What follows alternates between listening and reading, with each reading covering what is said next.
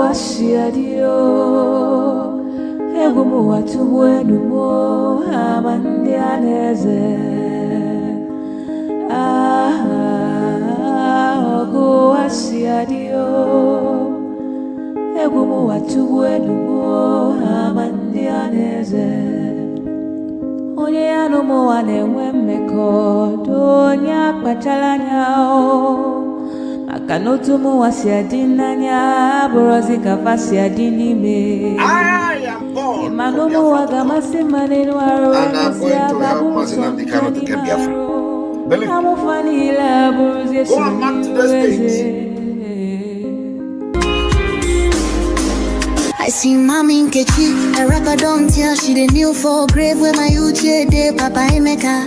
Don't blind from growing, Peking don't fall, now watch up I'm raw. This self they shake my hand no feel. Yesterday we laughed, today now dust we more. If we don't stop this night where we they share, tell me who go sing for the ones we know, babe.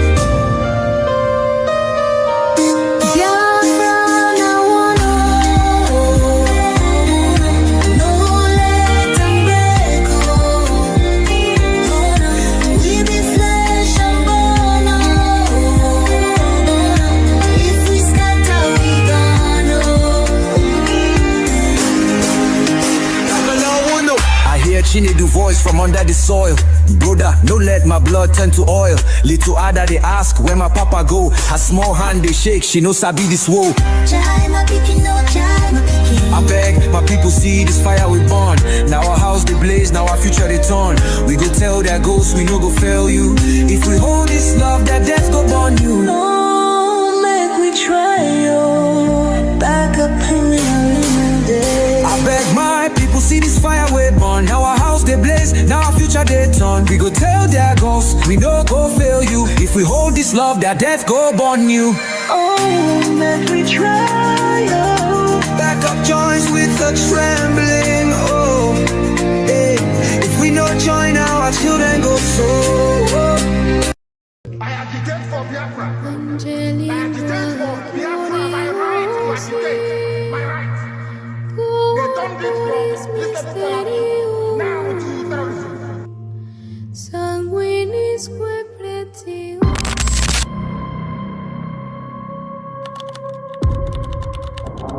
Breaking news reaching us now. The leader of the indigenous people of Biafra, IPOB, Nnamdi Kanu, has been arrested, extradited to Nigeria, and is right now being arraigned at the Federal High Court in Abuja. Kanu is facing charges bordering on treasonable felony instituted against him at the Federal High Court.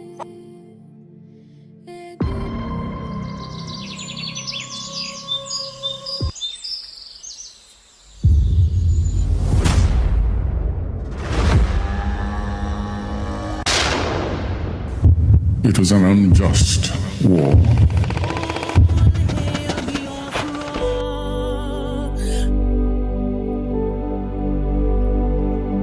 Long ago, in the heart of Biafra, a nation was born from the ashes of war. A war that scarred the land and its people, yet it never killed the spirit of freedom. The war aim of Biafra is purely to prevent ourselves being slaughtered, nothing more.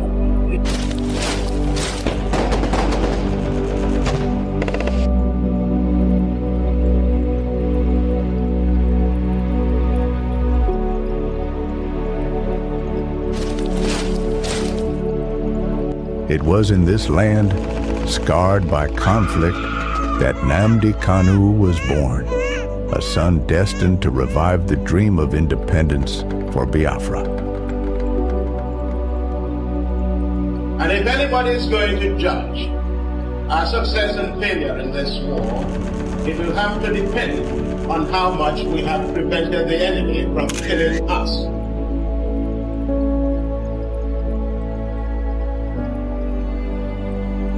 Raised with the echoes of his ancestors' struggles, Kanu understood that the wounds of war ran deep in the hearts of his people.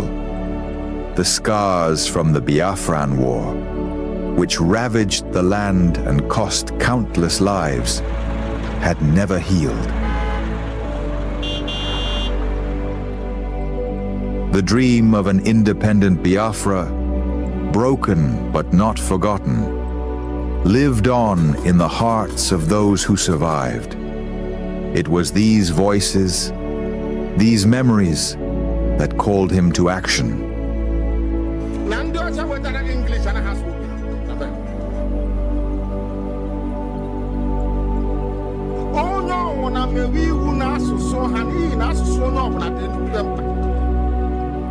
As Nnamdi Kanu grew, so did his voice. He became a preacher of justice, a messenger for those who were unheard. He spoke not just for his generation, but for all those whose lives were shattered by the war. The pain of the past was alive within him, and his words resonated with the cries of the oppressed.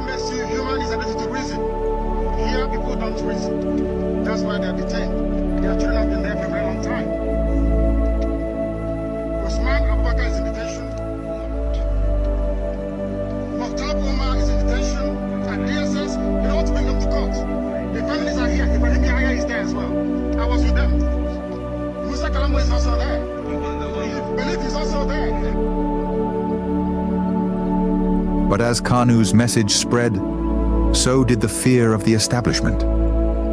His calls for self-determination grew louder, shaking the very foundations of the government. They feared the revival of a Biafran spirit, one that could awaken the wounds of the past and ignite a new conflict. And so, they moved against him.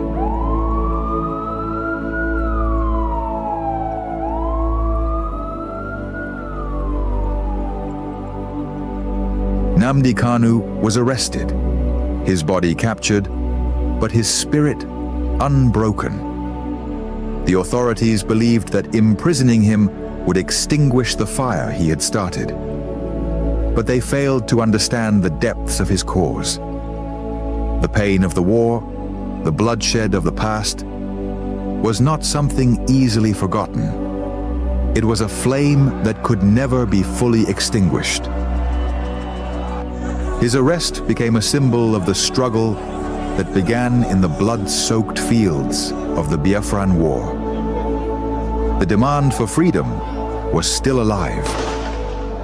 The fight for justice continued, not just for Nnamdi Kanu, but for all the lives lost, for all the children born into a world of scars.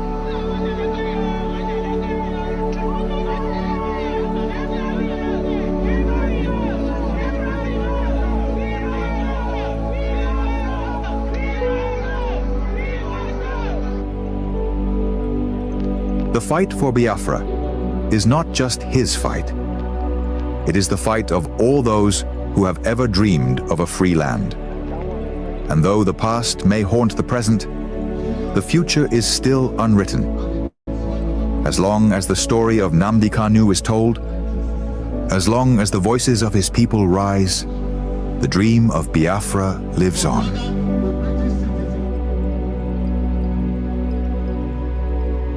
Arrested again, again, again, again, again, again, again, and yet again.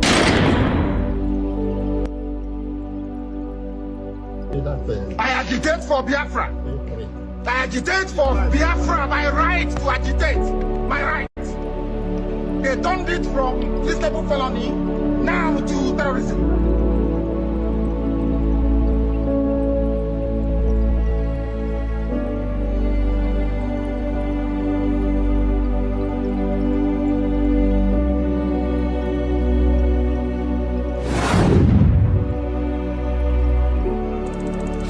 This is Nnamdi Kanu speaking. Biafra land, listen. They thought they could silence me, but they didn't just cage me. They caged your spirit. They made you forget that our land still bleeds, that our people still suffer, that nothing has changed. 5 years in chains. But what about you? Are you not free?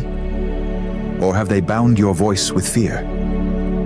The struggle was never about me, it was about you, your children, your land, your future. So I ask you, where is the fire that once burned in your heart? Where is the voice that once roared for freedom? Wake up! Rise again. Speak. Act. Remember who you are. This is Nnamdi Kanu.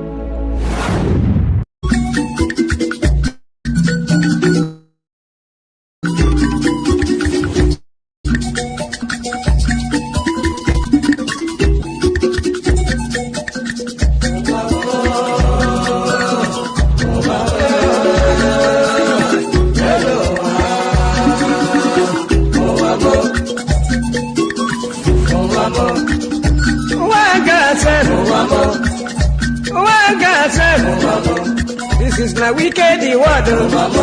This is na confusion word. Listen to Palibran.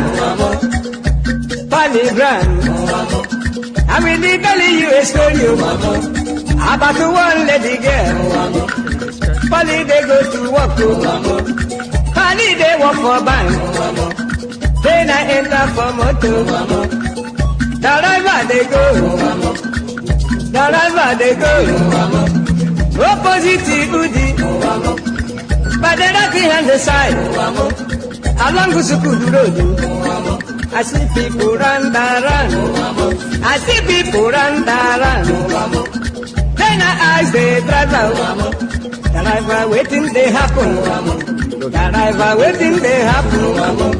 Driver tell the funny boy, see no day for talk, see no day for talk. If we better you take your eye and see. Then I call the driver. Driver waiting. Driver waiting.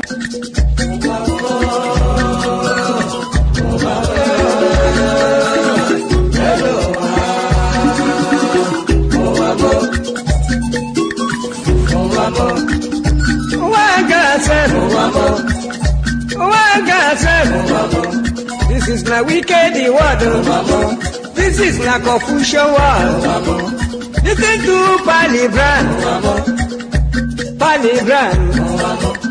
I will be telling you a story about one lady girl. Pali they go to work. Pali they work for bank. Then I enter for motor. Driver they go.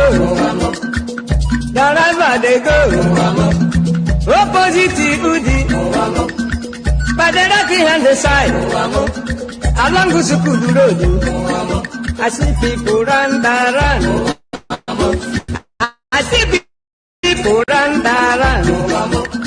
Then I ask the driver waiting they happen. Driver waiting they happen.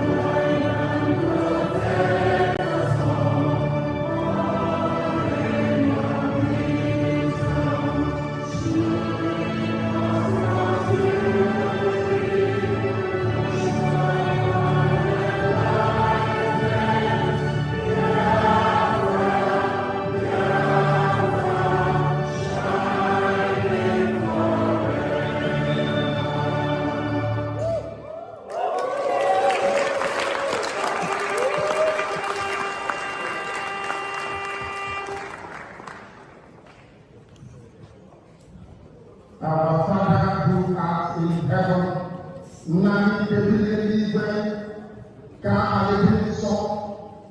that your name may be hallowed by men, that we may bow at the mention of it, that we may offer every glory unto thee, that we may offer you every adoration and adulation.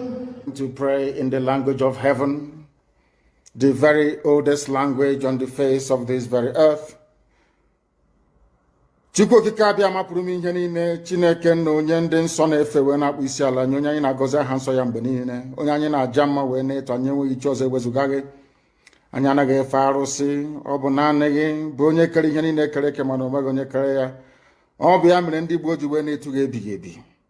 Ndị nsọ na-agba oche eze gị okirikiri ha na-akpụ isi ala nye gị, ọbụladị ndị okenye oru abụọ na anọ bụ ndị na-atụ mkpọ ọla edo na ala ha niile si na-ede nsọ Chineke nna nke igwe. N'ụtụtụ a, ehihie, abalị, n'ụwa niile bụ ebe ụmụ gị gbasasịrị ka ụkpaka nna nke ebere dị ngọzi ka anyị na-akpọkọta ha eze ebube n'ime eluigwe wee na-arịọ gị ma mma gị na ebere gị amara gị na ọmịiko gị ebe ndị gị nọ. Anyị wee na-arịọ ka iru gị wee chaa n'ebe anyị nọ. Anyị wee na-arịọ gị eze ebube dị ngọzi ka igwe tinye ọgbaghara n'etiti ndị iro, ka ha rabụ ndị kụziri ka ha wee megide anyị onye nwe m na Chineke nna dị nsọ, ka aka nsị ndị dị etu a wee baa ha ọnụ, ije obodo ekwensu bụ zuu wee laa ya n'iyi. Anyị wee na-arịọ gị onye na-adịgide ma ruo mgbe ebighị ebi, biko nụ ka iwe mee ka Biafra wee bịa ọsọ ọsọ nna nke ebere na ụmụ gị atakwala n'ahụhụ. Anyị wee na-arịọ gị ka iwe na anyị ezi echiche na amamihe, mmekọrịta nwanne na nwanne ịdị n'otu ọganiru, ịhụnanya nke pụrụ iche onye nwe m na Chineke nna, ka iwe tinye ụmụ gị ezi mmụọ nke eziokwu ma wezuga anyị aka ajọ ihe n'ime ndụ anyị nna nke ebere dị ngọzi. Ka ọ ga-abụ n'ikpeta maazị na Biafra ga-abịa, anyị ga-aja gị mma wee too gị wee gọzie aha nsọ gị, kpee isi ala nye gị, bulie aha nsọ gị elu site n'ebighị ebi ma ruo n'ebighị ebi ka a na-arịọ gị ise ise ise. This very morning, all of you, I believe that those who are watching know who we are and why we do what we do. My name is Nnamdi Kanu. I am the leader of the indigenous people of Biafra all over this very planet Earth, the director of Radio Biafra and Biafra Television, and by the very special grace of the Most High Elohim, Chukwu Kikabia Mapurumi Henin, a servant of the wonderful people of Biafra. We are live and we are direct this very morning, afternoon, or night, depending on where you are. And we start this very day by making it abundantly clear that the greatest enemy of a black man is the way that we reason. If not that the way we reason is very, very abhorrent, there is no need or reason why we should be suffering and complaining every blessed day without the courage to do something about it. When my lawyers came to see me, I had a discussion with them about how I'm going to defend myself. I told them that no court in Nigeria has jurisdiction to try me. Because since this offense was committed in England, so they said, it's only a UK court that can give a Nigerian court the authority to proceed, isn't it? Based on that, they now amended the charge again. I removed London. Location of the broadcast. Contrary to section 196, 174 of the Terrorism Prevention Act 2022. In violation of their own laws. In violation of their own laws. And you want me to stand trial under such circumstances? Is that possible? Nnamdi Kanu to stand trial where these shenanigans are going on? It's not possible. Anybody standing in trial or coming to try me is a terrorist. That's what they are not me. As simple as that. Section 2, subsection 3F of Terrorism Prevention and Prohibition Act. That's what it says. Any court considered to try me is committed an act of terrorism. Yes. Very clear. You cannot violate a treaty that Nigeria entered into and then come to try that very person. It's not done anywhere in the world. So you must be aware of that. So that is why there is all these ridiculous delays. That is what the Supreme Court said. I did not jump bail. My home was invaded. They came to kill me and I survived. They came to Kenya to kidnap me, brought me back to this country and seeking to try me, which the law says cannot happen. You cannot violate a treaty that they entered into and then hope to stand on that illegality. To conduct the trial is not done anywhere.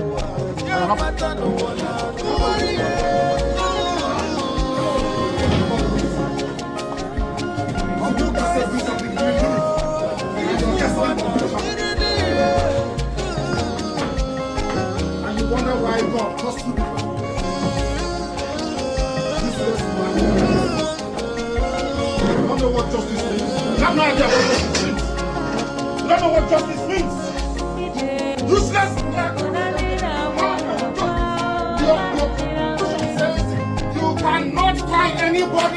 Unless the law is written, show me the written law. Show me the written law. I want to talk to this.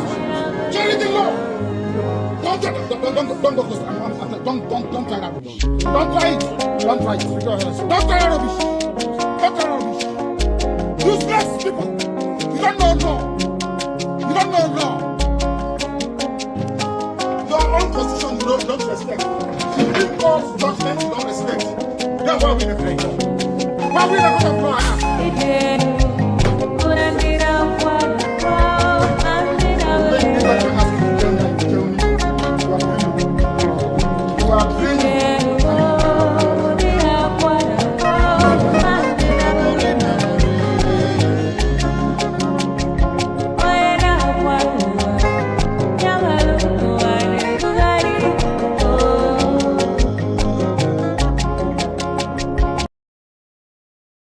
Must be defended at all cost. At all cost.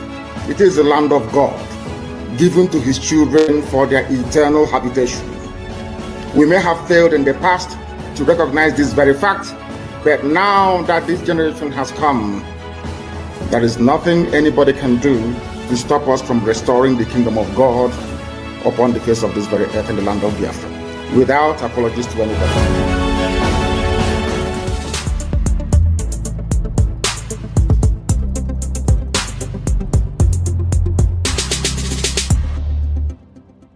The Fulani approach to the zoo called Nigeria is called the devil's alternative. Fulani, they have this two-pronged approach to the issue of one Nigeria. If they collapse you through banditry, they will overrun you because they believe they have superior weaponry. Right now, and all of them are in this game together. That's number one. If you sue for peace, which idiots like Omahi are doing, if you sue for peace, they will also get what they're looking for because they will plant Ruga in every local government area. The devil's alternative, whichever option you choose, men are going to die. Men will die. It doesn't matter the option you choose. If you wait for them to do things peacefully, which they will never do, they are going to kill you anyway because they'll be Ruga. And you allow them to forcibly take over your land, you are taken over, they will take it by force. And Fulani will plant their people in your local government areas. That in the next 100 years, you'll be hearing about Olo Emirates. And then we'll be like Hausa people. Our great-grandchildren will now ask their parents, what happened? They will tell them, oh no, there was somebody called Hope Uzodinma. He was playing politics. He loved Nigeria. There was one called Omahi. He loves Fulani. He used to wear Obada. But then we are gone. As a race, we are finished. And I said to these fools, Fulani Caliphate is dealing with you people, but you don't know it. They are like the vulture. Nigeria is pregnant. If Nigeria dies during the pregnancy, they benefit. Nigeria gives birth to their Ruga, which they want, a new Nigeria, which they want, is also to their benefit. The only people aiding and abetting them are these quislings, the fulefus from the East, intellectuals, and sophisticated morons from the West. Ojukwu negotiated restructuring. What happened? They came back and they said no. Ojukwu said, okay, so you want to continue to kill my people all over the place? No. Because of that, I'll declare Biafra. Today, they have brainwashed all of you with the perverse notion and thinking that somehow Ojukwu is responsible for causing a war, when opposite is the case. That Gowon was the aggressor, not Ojukwu. That's how Nigeria is. Always blaming the victim.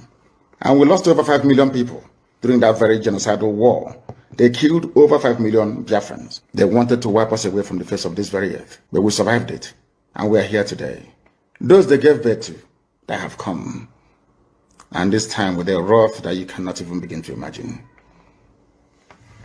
And what we are pursuing is a part of pressure, relentless pressure, to ensure that Biafra comes. How are we going to employ that pressure? There are only two ways to get your freedom in the history of the whole world. Freedom can be gotten only two ways. One is through the ballot box. In other words, people will contest and they will have Biafra Nationalist Party. Yes, as they have in Scotland. And then we vote for them. When they then go to the house or maybe go to Abuja, they will say, we are here under the mandate of Biafra Nationalist Party. Because of that, we want to go and conduct a referendum in order for us to be free. The other way, you fight. Either you go through the ballot box or you fight. Which option are we choosing? We have chosen to fight.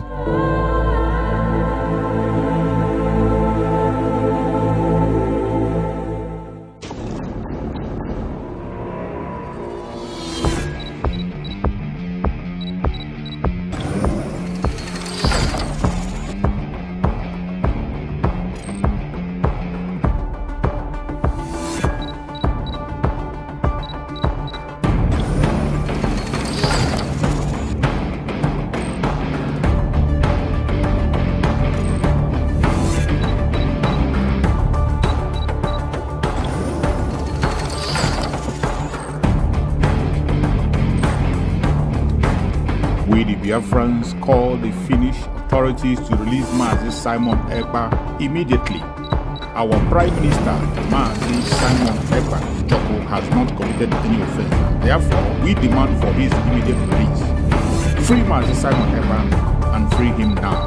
No hand must stop Mazi Simon Ekpa from exercising his duty as a free man. Free Mazi Simon Ekpa. For those of you who do not understand what we are doing, we are fighting for our freedom. And I believe that everyone in this life and in this world, wherever where you are, the country where you reside in, have a history. Now, I want every one of us here today and those who will listen to this particular speech to note one very important fact. Nigeria state came into being through conquest. This is a fact that nobody can change. Nigeria came into existence through conquest. And the forceful imposition of foreign rule, which denied the indigenous people in Niger area the opportunity to negotiate and choose what they wanted. That is the problem. We have lived with this foreign rule and this forceful union for decades, over 100 years. That is the problem. Now, I want everyone listening to me today to also understand that after this forceful union of Nigeria, called the amalgamation, successive regime, both before and after the shambolic independence, continue to hold the state together in a similarly forceful manner, the same pattern and the methodology that the conquest and invasion and the colonizers came in with. They're taught by the forceful and the barriers of the gun, they will continue to kill people for the unity of Nigeria. That also is the problem today. So, this impression that they are creating, that the country must remain as crafted from the amalgamation by the colonialists, and that this country called Nigeria unity is non-negotiable. That is also the problem. We have lived from centuries to century, and today we are in the era of 21st century. We are now in a global village where the things of the past and the things of the old are changing to become new.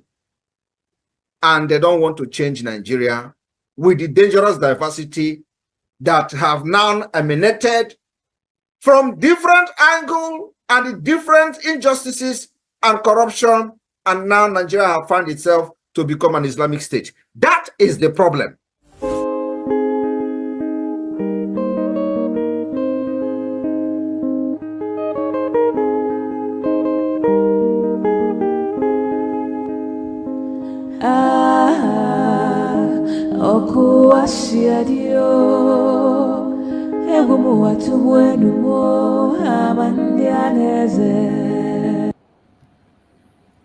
Welcome, welcome, welcome, welcome. Thank you for joining us wherever you are joining from. I appreciate everyone that has connected to this program, wherever you are connecting from. If you are joining us from Biafra land, I appreciate you, and I say, may Chukwu Okike Abiyama continue to strengthen you and protect you.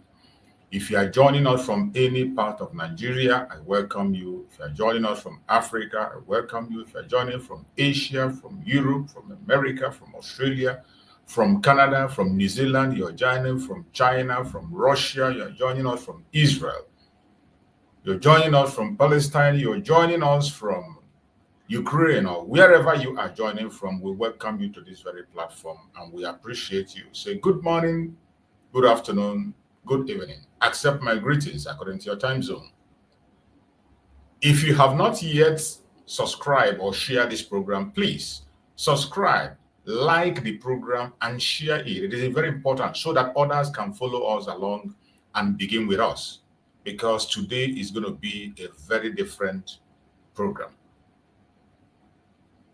Wherever you are watching us from, for the sake of those that are joining us for the very first time, or those who are going to come across our video for the very first time, I want you to have at the back of your mind that in this very platform, we do not come here to instigate violence. We do not come to this platform to preach hate. We don't come to this platform to attack any race or religion. We do not come to this platform to push propaganda, blackmail. We don't come here to promote any individual. What we do in this platform is to promote Biafra, support Biafra, and present Biafra to the whole world as the only remedy to the failed state Nigeria. That is why we are here. Presenting Biafra to the whole world as the only remedy to the failed state Nigeria.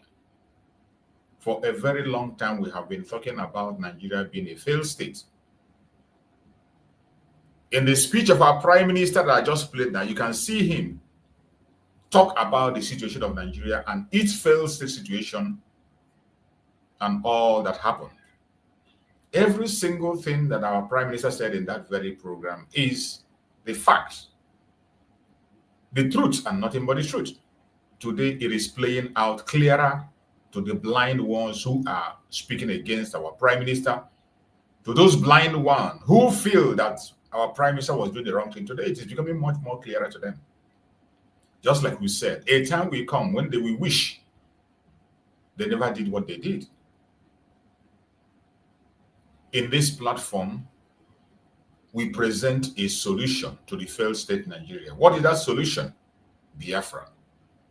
It is not a selfish presentation. It is not a selfish request. It is for every indigenous tribe in Nigeria to be free. When we say Biafra as a solution, it means Biafra go their separate ways.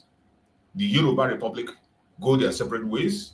The Arewa go their separate ways. And the Middle Belt go their separate ways. Because these are different countries that were forced to be together without their own consent, creating the destructive diversity that we have today in Nigeria, that is creating the chaos that the whole world is concerned about, the Christian genocide. It is this destructive diversity that is creating the poverty in Nigeria, the fraudulent attitude of the Nigerians that you see. The only thing that is the cause of this is the destructive diversity, where people are pursuing their own personal interests. As we speak, there is nobody that is a Nigerian.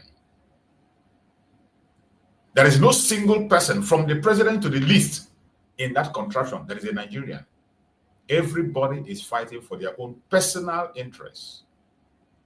You can hear the tone in their campaign. You can hear the tone during the election.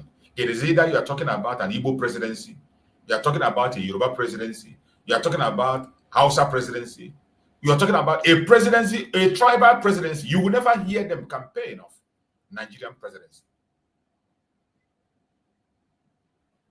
When you look the way they campaign, the actual sense of their campaign, each time they speak, look at today, they are projecting Peter Obi.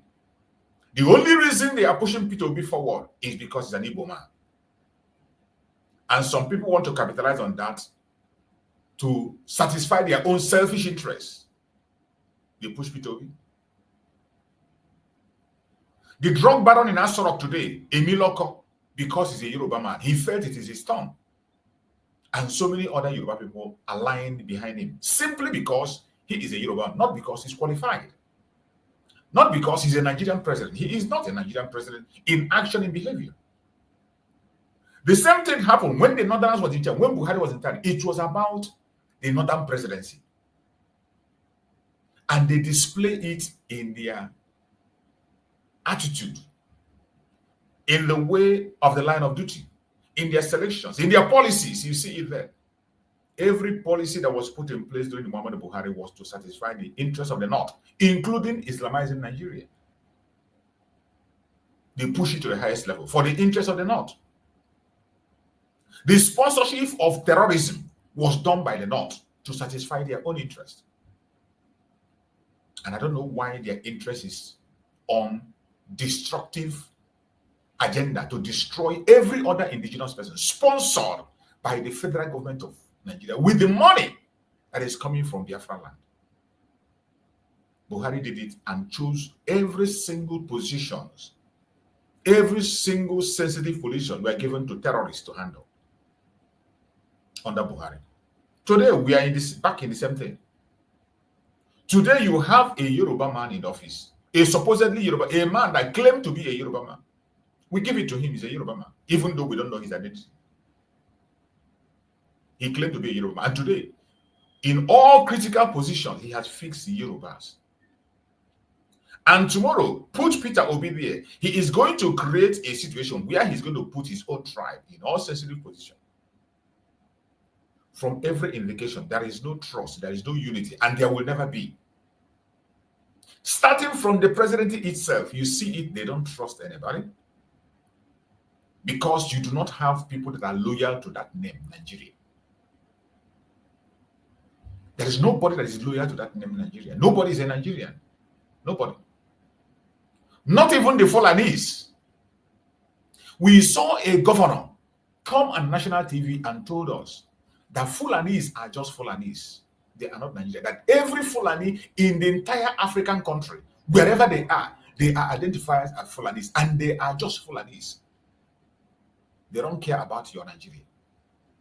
That is why they are bent on burning it down and Islamize Nigeria, make it a Fulanized nation.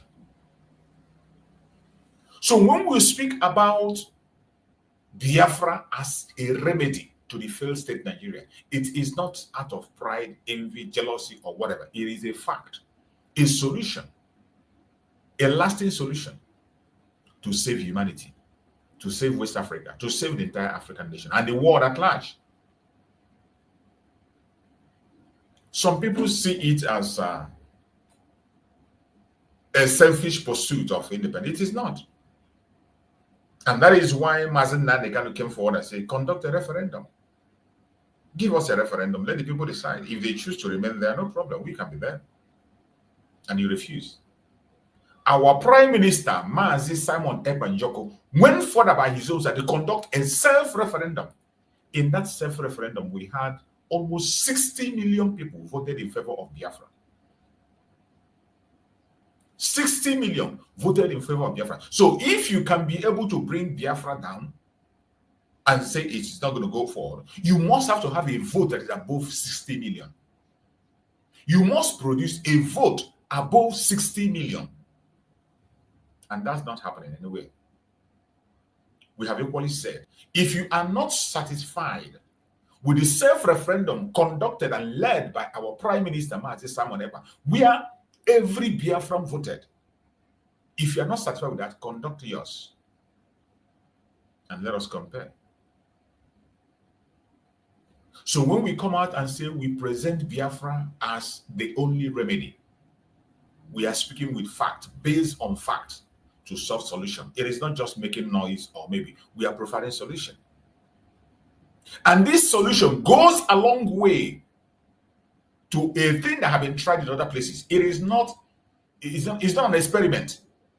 This solution we are talking about, when we present Biafra as a solution, as the only remedy, it is something that have been tried and it worked in several countries. So it is not a try and luck issue. It is not an experiment. It has already been experimented in Europe, in Asia, in America, and it worked.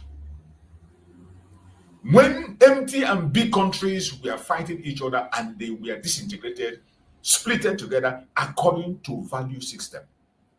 Countries were broken down according to value system. And every single one of them today is thriving, including the criminal country called Finland.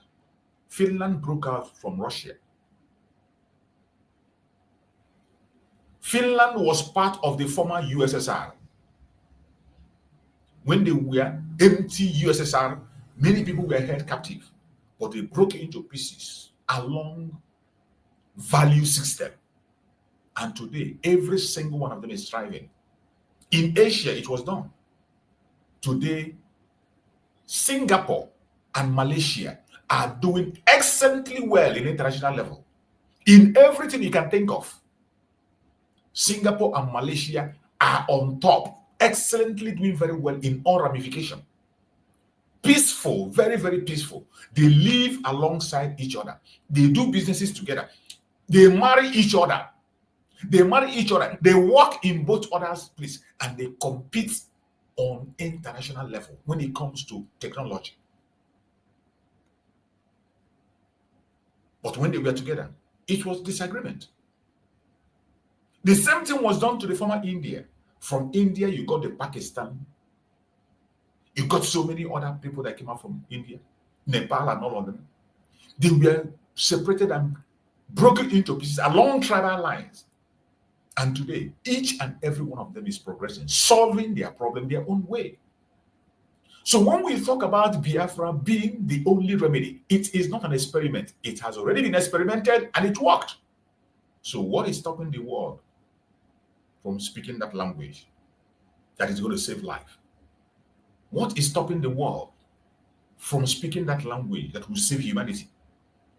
I can't understand. But at the same time, all hope is not lost. Today, we thank Chukwu Okike Abiama that finally attention is being paid to Nigeria. After the designation of Nigeria as a country of particular concern, CPC, today, the world is focused on Nigeria in search of solution. For a long time, people have spoken about the issue of Nigeria, that the contraption called Nigeria is sitting on a keg of gunpowder. They say it over and over again, including Nigerians themselves. But when in terms of solution, they don't want to look at the solution. Today, that gunpowder has exploded, continued to explode. The Christian genocide, it is a fact that we cannot deny. The world have turned a blind eye to it for a very long time. The same way they turned a blind eye to Kosovo. The same way they turned a blind eye to civil war in Biafra land. The same way they turned blind eye in Southern Sudan until lives were lost in millions. The same way they turned blind eyes in so many other places. It is about to happen again. And I thank Chukwu Okike Abiama that the United States of America, under President Donald J. Trump, say it will not happen. He is not going to be late. And he's ahead of time. Even though he's late, you say he's not going to be too late. And he spoke up, and the world is paying attention. I always say it on my platform that we still believe there are people of conscience in this planet Earth. There are still men of conscience in all parts of the world, in Asia, in Europe, in America, in Africa. There are still people that has conscience, including in the British that planted this evil. There are still people that has conscience, because even during the Civil War, there were people in Britain that were making a case for Biafra. There were British men who were in front line telling the British to stop the genocide. That what they were committing in Biafra land was genocide. We know there are still good men. And that is why we are coming out on a daily basis to shout and talk. For those good men not to be silent. That is why we come, we speak, and we ask you to join us to share this information, share the video, let it go viral. You never can tell. Maybe your own sharing will be the one that will get into the hand of the right people. Those good men. When the good men keep silent, evil persists. We need to call them out. How do we call them out? We might not know them in person, but by the time we continue to speak over and over again, continue to push information and make it go viral, I bet you it will not be for too long. We are getting closer. And I urge every one of you to continue to support. As you join this platform, like the program, share the program. That is the only way you can help. Remember, one of the assignments that our Prime Minister Mazi Nnamdi Kanu gave us was to engage in radical evangelism. He made it clear that we have to engage in radical evangelism. If you have not taken that assignment serious, this is time to take it serious. Evangelism. Even if you cannot be able to make your own video, When you join a platform like ours, please like the program, share it. When you like, it will trigger algorithm to send information to those who need to see it. When you share in your platform, in your WhatsApp group, you share in your Twitter, you share in your Facebook, anywhere you can share, it will go a long way. You never can tell. Maybe your own sharing will be the one that will get to the right hand. When the good men keep silent, evil persists. My fellow Biafrans, know ye that in our platform, what we do in this platform is to bring informations out. This is a platform for public opinion. Whoever you are, whatever your tribe is, whatever your orientation might be, whatever group you belong, in this platform, you are free to speak your mind. You are entitled to your opinion. I'm not going to force an opinion on you. All we can do is to deliberate on what you said, argue on which, bring your superior argument. If you have a superior argument, present it. At the end of the day, the Biafrans are the ones to make the choice. I can't choose for anybody. I will not make choice for anybody. What I do here is to point out issues, critical issues. Likewise, my guests that join me online regularly, when they come, they point out issues. We argue it out. You on the comment section, you make your own opinion, make your contributions on the comment section. People are watching. The whole world is watching. Whether you are watching us on TikTok, or you're watching us on Facebook, or you're watching us on YouTube, where we are hosting the program, make your contribution. We are seeking for solution. If you have a superior argument, if there's something you can offer more than what we are having today, present it. Let's look at it. If you don't, support the freedom of the people. The time is now. We must not lose our guard. We must not be distracted. No matter how they try to distract us, do not allow it. Don't allow it. We are in a very critical time. You can continue to play, but as for me, I know this is not a time for joke. That is why we have come today, and we are here taking on a topic which says Biafra alert. Biafra alert. Mazi Nnamdi Kanu files urgent motion. Why federal government is hiding Christian genocide. These are the topic we're going to discuss today. It's going to be broad, and you are free to join me and air your opinion. It doesn't matter what your own opinion is. You are entitled to it. I'm not here to gag anybody or to push anybody, no, or to insult, no. Feel free, but make sure you have your facts. Biafra alert. Nnamdi Kanu files urgent motion. Why federal government is hiding Christian genocide. This is the topic we are going to discuss this morning. And remember, it's a platform for public opinion. You are entitled to your opinion. You're entitled to express yourself the way you want. Just make sure you have your fact with you. That's all we ask. My fellow Biafrans, lovers of freedom across the world, wherever you are, and you are joining us on this program, I welcome every one of you once again, and I thank you for being part of this very amazing program. Defenders of truth, I say good morning, good afternoon, good evening. Accept my greeting once again according to your time zone. Today is not ordinary broadcasts. Within this 1 week, we are not just coming here to make noise. It's not just about ordinary broadcasts because of the situation at hand. We are in a turning point. We are in a turning point. A moment that defines justice, truth, the future of our struggle. That is where we are. Mazi Nnamdi Kanu has taken a bold step that has shaken the foundation of Nigerian judiciary.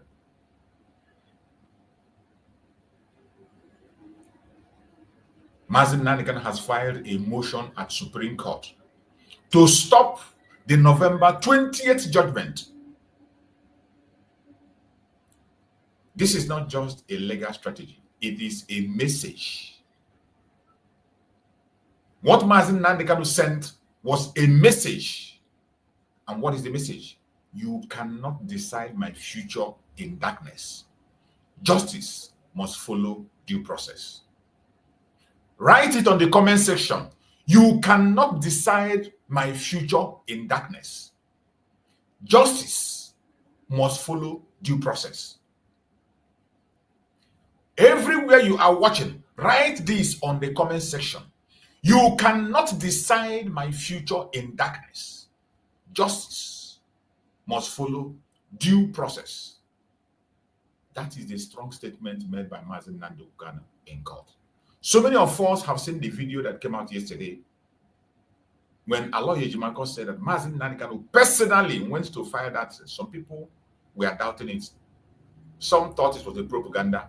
Some thought it is one of those talks that people come and talk. But finally, videos came out. And for those of you who have not paid attention to see those videos, we are going to share before we proceed and continue on the time, because this is not a time to joke. It's a time to carry the word along. The case of Mazi Nnamdi Kanu is a global case. It is no longer about Nigeria. It is not a local case. This is something that has to do with humanity. Justice for all. I want you to pay attention and see what happened yesterday.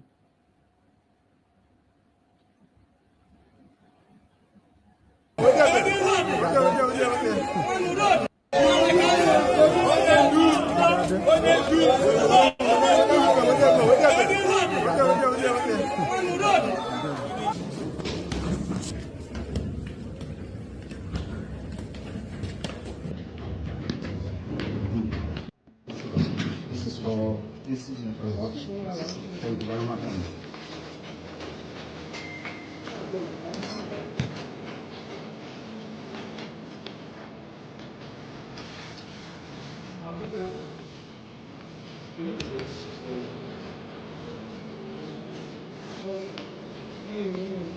Thank you very much.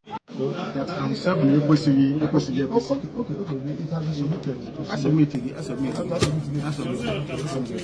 So when you're not in her office, okay. So this is the thing. Hanging, they give a directive that Count 7 doesn't exist anymore. So that they should amend it, change it, it doesn't exist. I still play to that 740 law. Yes, it was an error. It's not an error, big error. So I want them to correct that. That was one of the motions we asked, that plea should be set aside. That's correct. And it hasn't been had. What you just saw, for those who are watching from David Herbert channel, you have seen what transpired yesterday. For those who are doubting, when the special counsel of Mazi Nnamdi Kanu said that Mazi Nnamdi Kanu personally went to submit that motion by himself, some people had a doubt. How possible? But they have seen it. How committed and dedicated Mazi Nnamdi Kanu is. And you see the love everybody is showering to Mazi Nnamdi Kanu.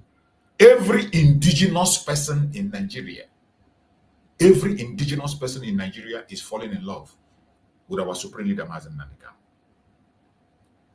When we say this is not just about Biafrans, you wouldn't understand, except you have a clean mind. When we say it is not just about Biafra, you will not understand, except you have a clean mind. Only those that have envy, jealousy, hatred in them, they are the ones that speak ill of Mazi Nnamdi Kanu. They are the ones that get agitated when they hear Biafra. They are the ones that speak ill. Once they hear Biafra, they get uncomfortable. But you can't stop the will of Chukwuka Abiyama. The time has come. And it must happen. So the video you just watched is what transpired yesterday. Mazi Nnamdi Kanu personally went to file that motion. And that motion, the message said, the message Mazi Nnamdi Kanu is sending in that motion. What you saw there is not just a legal strategy. It is not just a legal strategy. That move you saw Mazi Nnamdi Kanu make, that thing you saw him doing there, It is not just a legal threat, it is a message, a very strong message. And what is the message? You cannot decide my future in darkness. Justice must follow due process.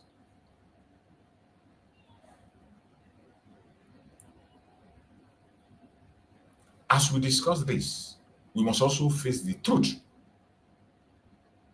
Nigeria is desperately trying to bury the truth.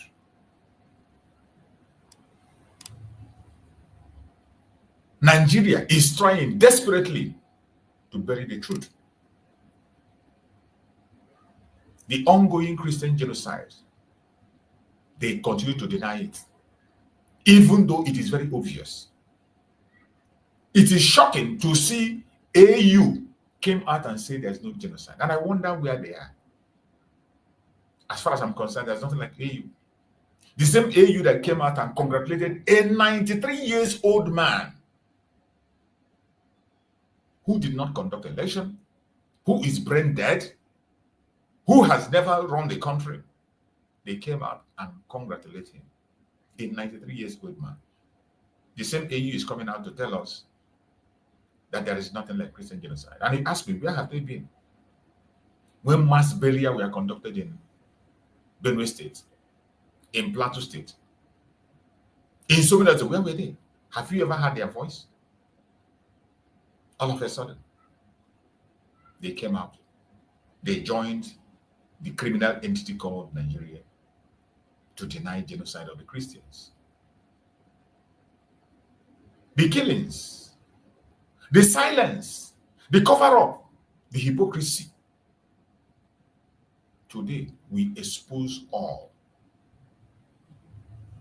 We expose all. It doesn't matter how they try to hide it. Not on this planet Earth. Not anymore. Not anymore. Not in this planet where we live today. They can never hide it.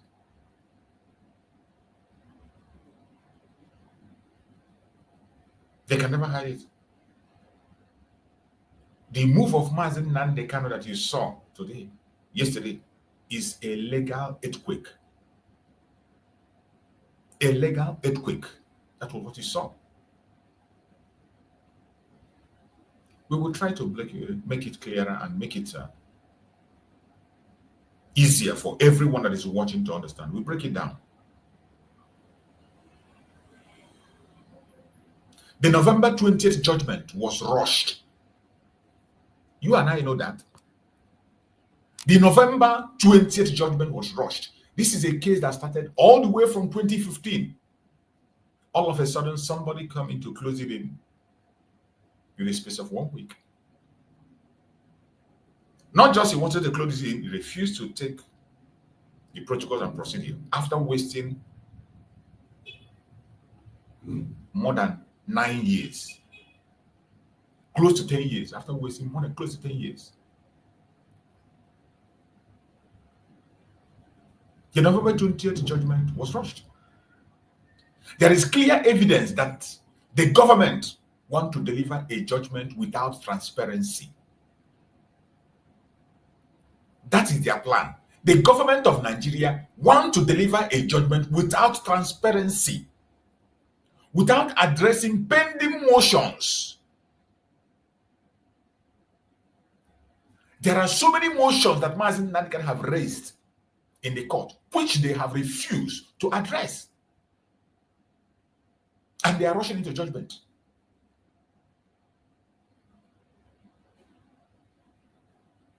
Without considering constitutional breaches. There are so many constitutional breaches. They didn't consider this. So when you hear Mazi Nnamdi Kanu file this motion to stop that judgment, it is not just that he just wants to do it. Like when you go to their media, you go to their paid media in Nigeria. When they speak about this issue, they talk about it as if it is some of them will tell you that Mazi Nnamdi Kanu doesn't want to start trial. Some of them will tell you that Mazi Nnamdi Kanu doesn't want to start trial. But a case that has lingered for almost 10 years. Today, you are coming to pass a judgment without transparency, without addressing pending motions, and without considering constitutional breaches. Who in his normal sense, we agree to that. In 21st century, how on earth do you think that a man like Mazi Nnamdi Kanu will agree to that? If you think he will agree to that, then you're a fool. Mazi Nnamdi Kanu and his legal team, they saw the trap. A huge trap that was set by the fraudulent government of Nigeria.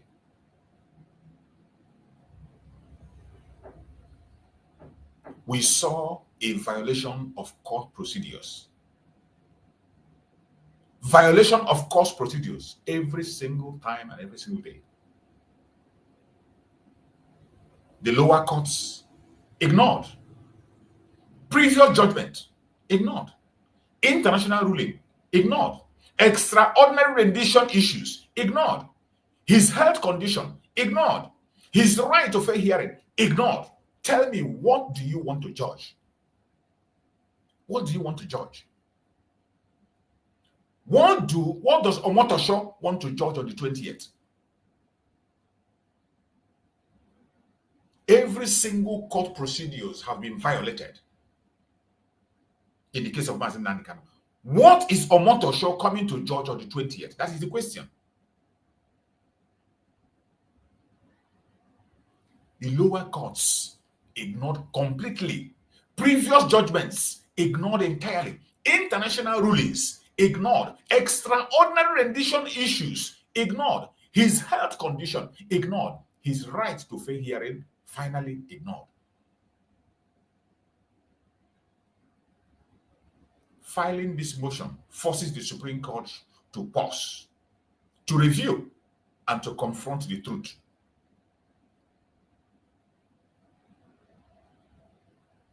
Mazi Nnamdi Kanu is moving all the legal pillars.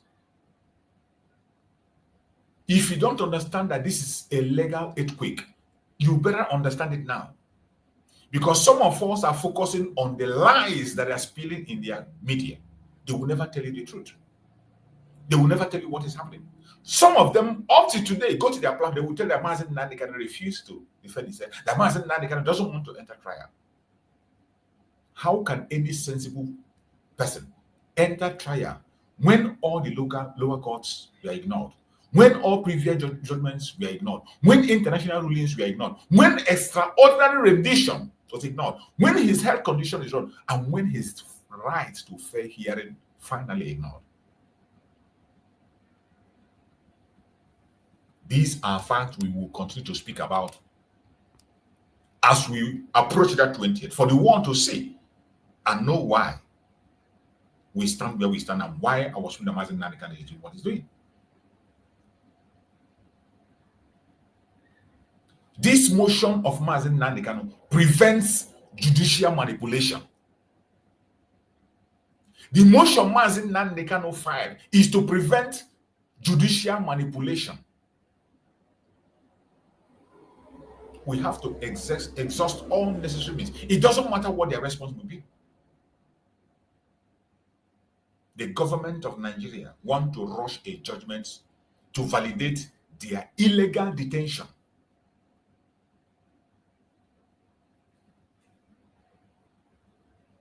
This motion blocks that plan automatically. The motion of Mazi Nnamdi Kanu block that plan. The plan to validate their illegal detention of Mazi Nnamdi Kanu.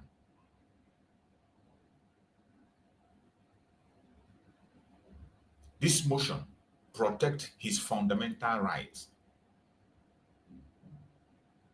The motion that Mazi Nnamdi Kanu filed protects his fundamental rights. You cannot pass judgment over a man you kidnapped. It is not done anywhere on the earth. You cannot pass judgment over a man you tortured. You cannot pass judgment over a man you refused medical care. Nigeria must account for its crime. They can't run away from it. It doesn't matter how they try. They cannot run away from it. As we speak, they are afraid. Asorok is shaking and quaking. They are afraid.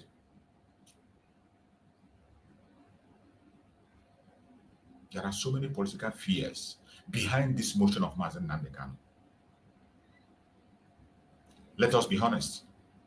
Nigeria knows that releasing Mazi Nnamdi Kanu will change the political equation of the country forever and ever. The contraption called Nigeria knows that releasing Mazi Nnamdi Kanu will change the political equation of the country forever and ever.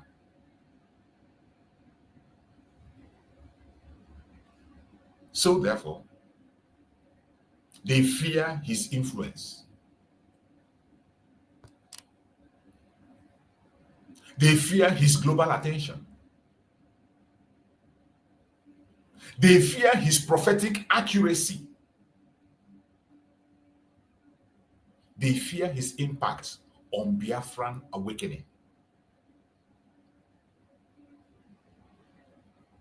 Stopping November 20th is necessary because the federal government is afraid of what a free Kanu represents.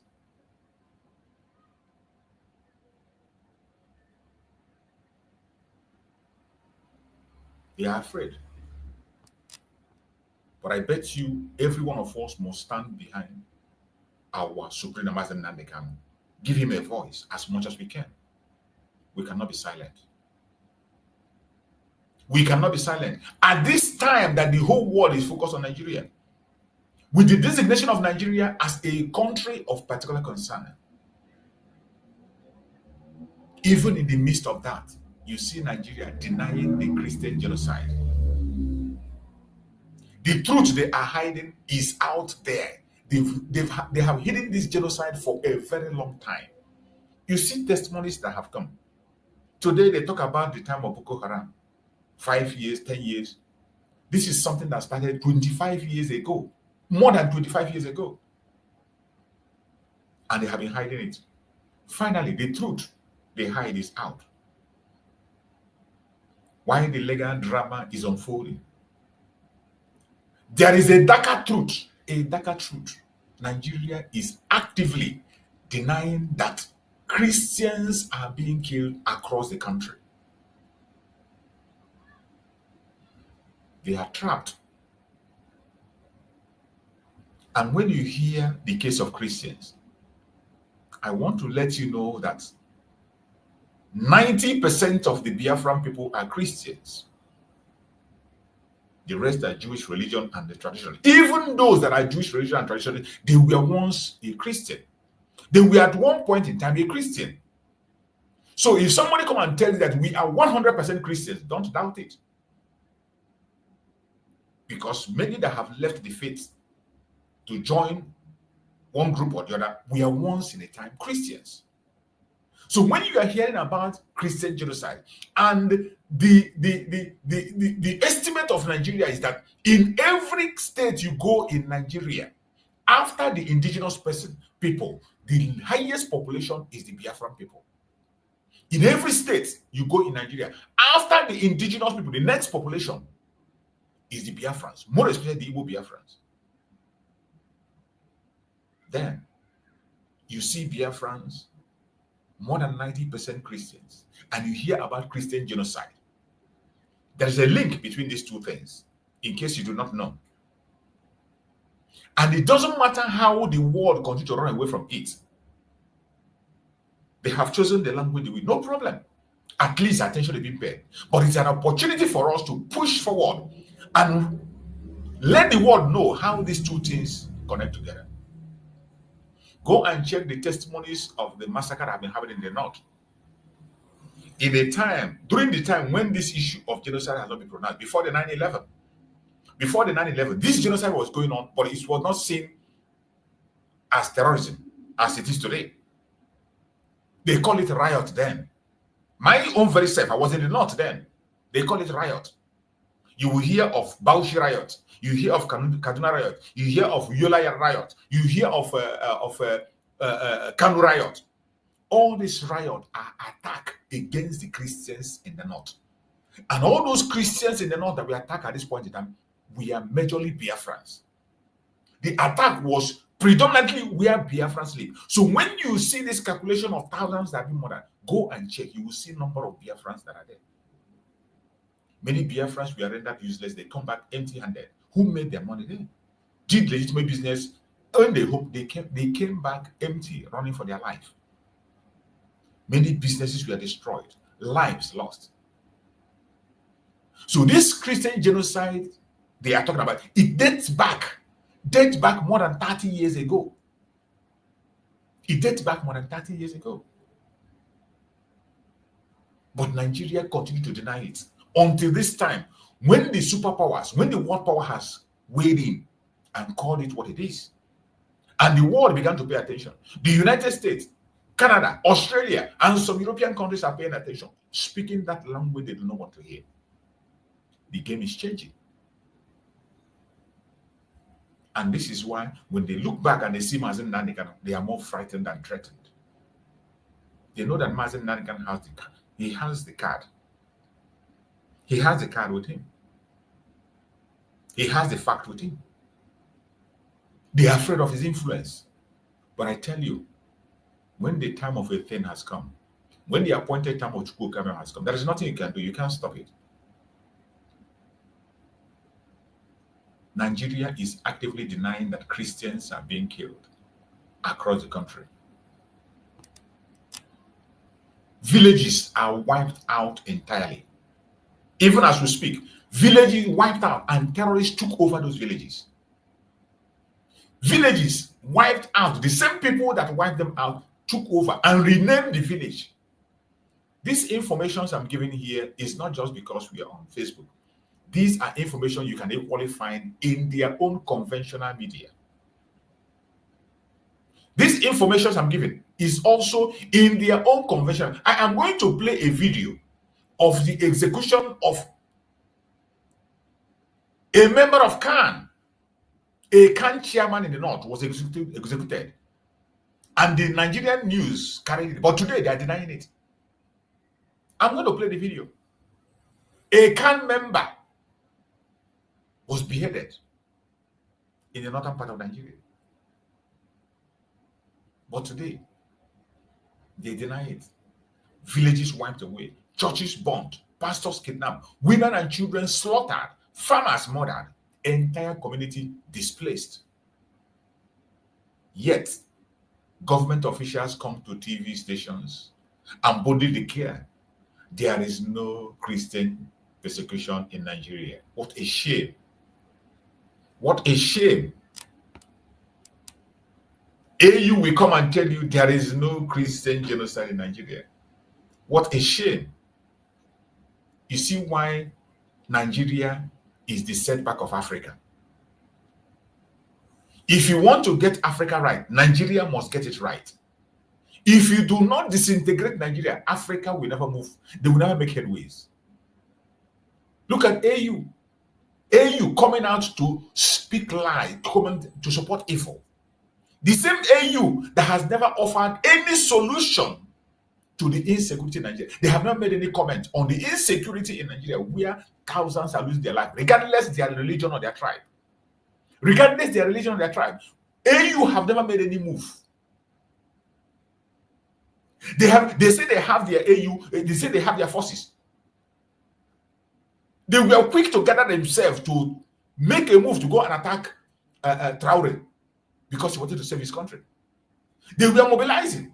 We saw in their news, they were mobilizing their soldiers to go and attack a fellow African man who decided to take his country away from the hand of the colonial master. They were coming together to put force together to go and fight against their brother, Ibrahim Traore. But they have never deemed it fit to pull their ass together and fight against the terrorism in the northern part of Nigeria. Instead, they came to offer a statement and say that there is no terrorism, no genocide of the Christians in the northern part of Nigeria. What a shame. What a shame. Everything that has in contact with Nigeria becomes evil, becomes fraudulent, becomes fake. That is why if you care about humanity in Africa, you must add your voice and ask for the disintegration of that contraption called Nigeria. Break up the country along people that have the same value system. Break up the country along value system. Let people protect themselves, safeguard themselves, grow in their own space according to their own effort. Grow in their own space according to their own speed. Disintegrate that country so that this very interest that is creating the terrorism will die natural death. It is not an experiment. It has been tried in so many places and it worked. Why wouldn't it work in the case of the Zoological Republic? Can you tell me why it won't work? Can you tell me why it won't work? When you see everything that is happening today, you will understand that the case of Mazi Nnamdi Kanu is bigger than Biafra. You saw Mazi Nnamdi Kanu while he was coming out from the Supreme Court. You saw how people were hailing him. The workers in the court were hailing him. The workers in the court came out against all oil and they were cheering him. Onyendu, our leader. They were cheering him. Onyendu, our leader. You will not understand. This is why Mazi Nnamdi Kanu case is bigger than Biafra. Mazi Nnamdi Kanu represents the silence. Mazi Nnamdi Kanu represents the silenced, the oppressed, the victims of state-sponsored terror. That is what Mazi Nnamdi Kanu represents. That is why these terrorists see him as a threat. Every single individual that stands against Mazi Nnamdi Kanu is nothing but a born terrorist.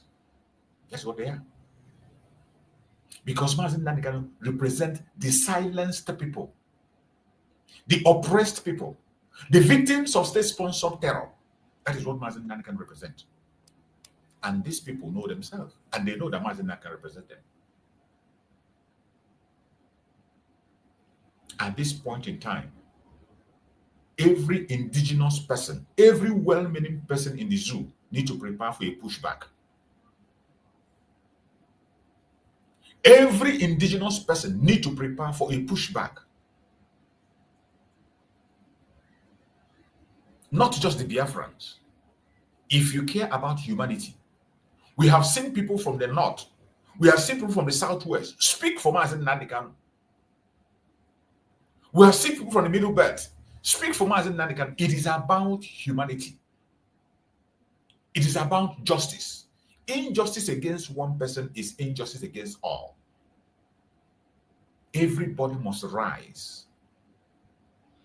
Everybody must rise to resist and push back. We cannot sit quietly.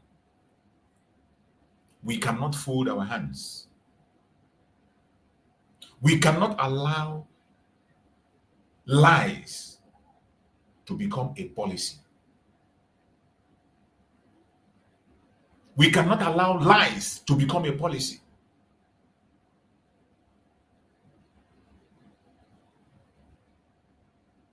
We must resist. Resist with everything in us. Because justice is under attack. We must resist, whoever you are, as long as you care about humanity on this planet Earth. You must join us to resist because justice is under attack. Human rights are violated daily in Nigeria. Truth is being silenced as we speak. Religious minorities are being slaughtered in cold blood. They're being slaughtered on daily. Even as we are speaking, the slaughtering is still going on. Biafrans are being suppressed. Our supreme leader, Mazi Nnamdi Kanu, is being held illegally in the DSS. by the Nigerian government. I want you to note, wherever you are, and you are listening to us, whoever is listening, whether you are a Biafran or non-Biafran, whichever organization you belong in the planet Earth, wherever you are listening, I want you to know, resistance is not violence. Resistance is not violence. But resistance is truth. Resistance is awareness. Resistance is speaking out. We must resist. And this is the time. That is exactly what Mazi Nnamdi Kanu is doing. That is the journey Mazi Nnamdi Kanu is having back on your behalf, on my behalf. We must join him in this journey of resistance. Resistance is not violence. The world is watching. More especially at this point in time, the world is watching. And I have said it, we must not lose our guard. We must not miss this opportunity. Foreign governments, Christian NGOs, human rights bodies, diaspora groups are monitoring this case closely. The whole world is focusing their satellite on Nigeria. The entire world putting their satellite on Nigeria, and I bet you it can never be business as usual. Not anymore.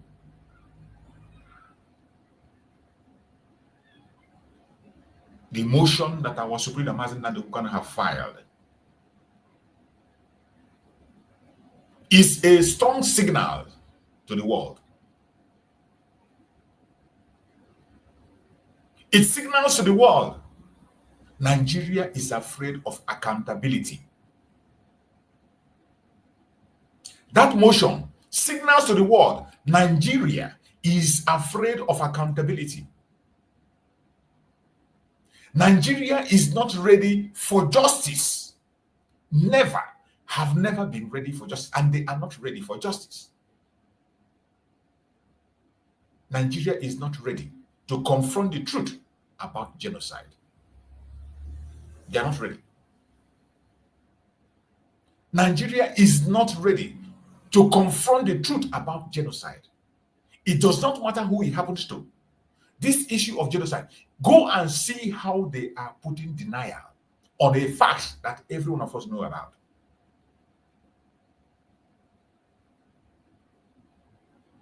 And I bet you this motion strengthens our international voice.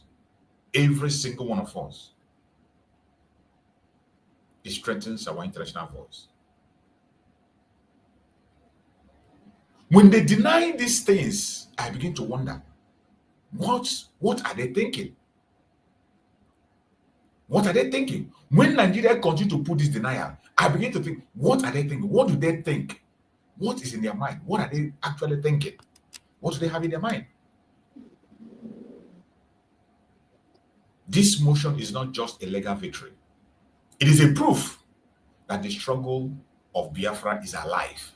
Very, very much alive. The motion that Mazi Nnamdi Kanu filed is a proof that the struggle is very much alive. My fellow Biafrans, we must stay focused. We must stay united.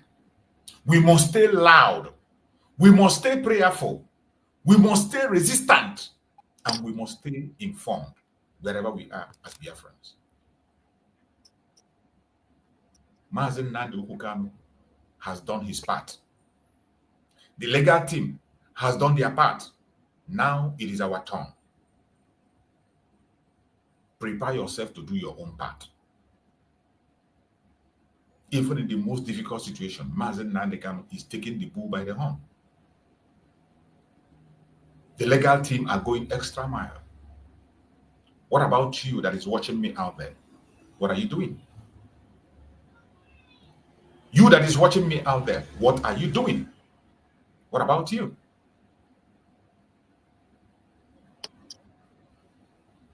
We must not allow Nigerian government to escape this time or sweep truth under the cupboard. I want us to listen to this. When they begin to deny genocide, I want you to listen to this. This is a news from Nigeria conventional media. From their own media. This is a news from their own media. I want you to listen to this. Watch it. And tell me what you think when you see Nigeria begin to deny the genocide of the Christians. When they begin to deny, these things have fact in their own conventional media, yet they have the boldness to deny it. I want you to listen to this. Watch this. And of Christian Association of Nigeria says Boko Haram fighters have beheaded Reverend Lawan Adimi, the CAN chairman in Michika local government of the state. Bishop Stephen Dami Mamza explained that the terrorists who earlier demanded for a ransom of £2 million, however, rejected an offer of 50 million naira and killed him. He explains that 2 pastors in the state were killed at the same time in questionable circumstances, calling on the federal government to wake up to its constitutional obligations. In his reaction, the Adamawa state government described the action of the terror group as barbaric. The Director General, Media and Communications to Governor Amadu Umoru Fintiri called for sober reflection. Mr. Solomon Kumangaru, in an interview with reporters, said that Mr. Ndimi was abducted 2 weeks ago when Boko Haram fighters stormed Michika town in search of foodstuff and petroleum products. So Lawan was abducted by the members of the Boko Haram over 2 weeks ago. And they threatened that they will kill him if 2 million euro was not given. But at the end of the day, actually, it seemed that they were not really interested in money. They were really out to kill him. He was beheaded yesterday because last week they called the wife on Thursday and they told her that they will be beheading him on Saturday. So they didn't do it on Saturday. They waited until Monday, yesterday, and then they did it. Well, the governor is deeply saddened. It is really lamentable that the matter concerning Reverend Lawan Andimi, who is the CAN chairman of Michika local government that was abducted, has come to this unfortunate end. The governor sends his sympathies and regrets to the Christian community, particularly the Christian Association of Nigeria. That is a news from their own media. That was a news from their media, telling us that CAN chairman in the north was beheaded. They caught him, they refused ransom. They were given 50 million and they rejected it. They were demanding for 2 million euro. And from every indication, it's not about the money. They wanted to take his life, and they did. This man you are looking at here, CAN chairman in the northern part of Nigeria, they beheaded him. With all this, look at TVC News, carried it. But today, the same news, they will come and tell you there is nothing like Christian genocide. This is their own news. The same people will boldly come and tell you there is nothing like Christian genocide. 50 million was raised and gave to them. They were not interested in the money.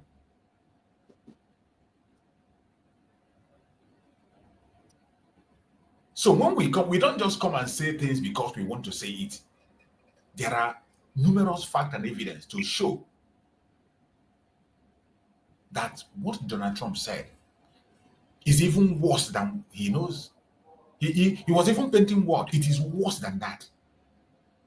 The deliberation you are seeing online everywhere in all these that he's talking about, it is not even, this thing started before Boko Haram.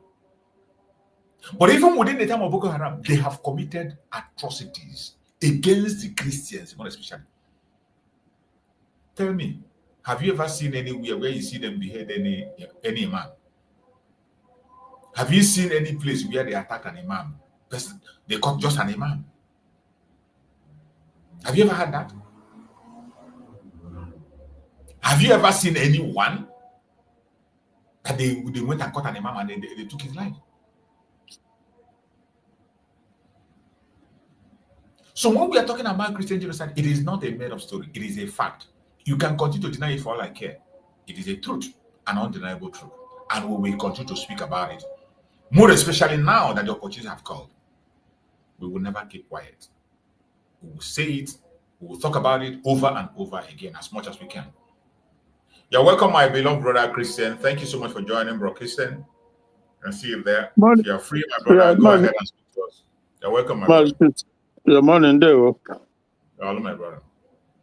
Yeah. So your time, like in advertising much earlier these days, or when we're changing your time frame, because usually it's like 10, something like that. I made some changes. I made some changes. There are certain changes. My program changed, so I come a little bit earlier. All right. It's all right. Yeah. So we just have to keep on keeping on, and it's a task that every one of us have to embark on. This president, I suppose, northern come from the north. So yes. Obviously, yeah. So it's clear that it's not about the money, but just to make sure they want to incite fear on Christians that you are not allowed. You'll be slowly but surely be wiped out. And if there's any doubt, for you to know that we can do these things, we can just, take you out. So these are just tactics to put fear on the people. And I'm sure this is an old video. It happened some years ago, but it's still ongoing till this day. And these people, they come and they said that there's no Christian genocide in Nigeria. But the truth of the matter is that this president was killed because he's a Christian. Now, if they go ahead and behead an imam or a Muslim, whatever, it's simply because either the imam is being moderate, because they don't want a moderate Muslim who will not join the ideology, So, but there has to be should be able to make the difference, the difference between them going after Christians and them going after Muslims. They only go after Muslims when they feel like that Muslim is not cooperative, is not in their but to now come and you try to kind of play that both sides, the game of both sides. They are killing Christian, they are killing Muslim. It's simply not true. That is just deceitfulness. It's just deceitfulness because we know how it comes about. It's just the case of it's a no-fair, but nonetheless, they keep lying. They know they are lying, but they still keep lying. That's the situation that is very unfortunate. And I have to say that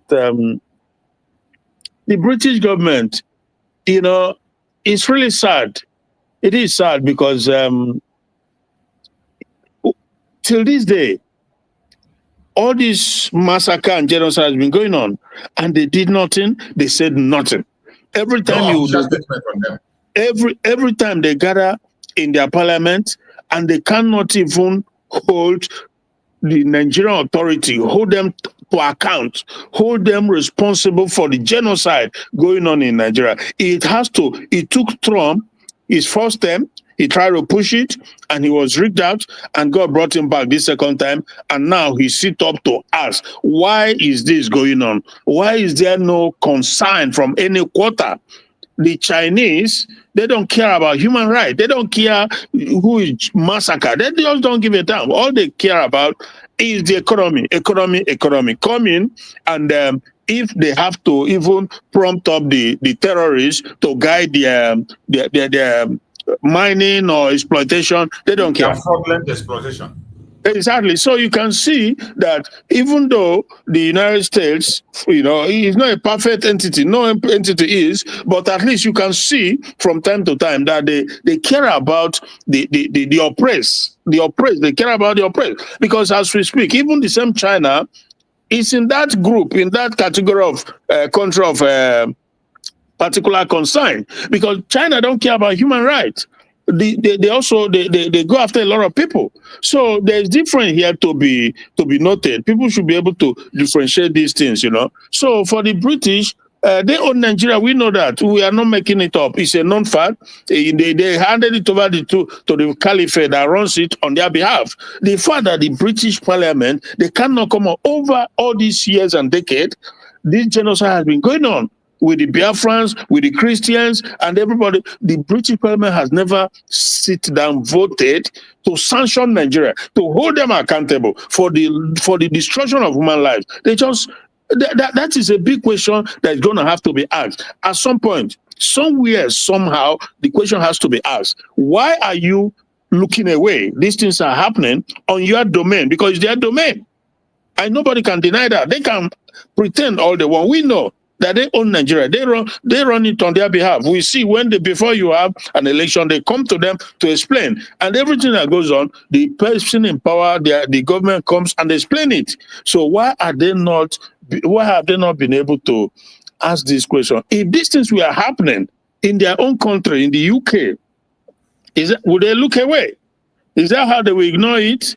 That people are being beheaded, houses, churches being destroyed daily, and it's just crazy. It's crazy. But we just thank God that Trump came now. You know, if like he started from the beginning and this second time, and he's really want to make a difference. And instead of British, the BBC, like I said earlier, BBC. British, they just want same thing and templates, how they say. So instead of them to support Trump, to right the wrong, to bring the perpetrators to account, this is the same time they are attacking him. Even yesterday, they were in the parliament, trying to come against Trump. You ask yourself, is it the right time to be doing this? He's trying to do right by the millions of people in Nigeria, and you don't care about that, So it's just it's a sad situation, but I guess that's how it goes. But we just thank God that God is able to, bring this U.S. Republican government, and they are making a huge difference. So that is this, my brother. Well, I saw it was this morning. I just ran into it. I got up and. I checked on YouTube, so I saw that same guy from Austria who was advocating for the freedom of Biafrans.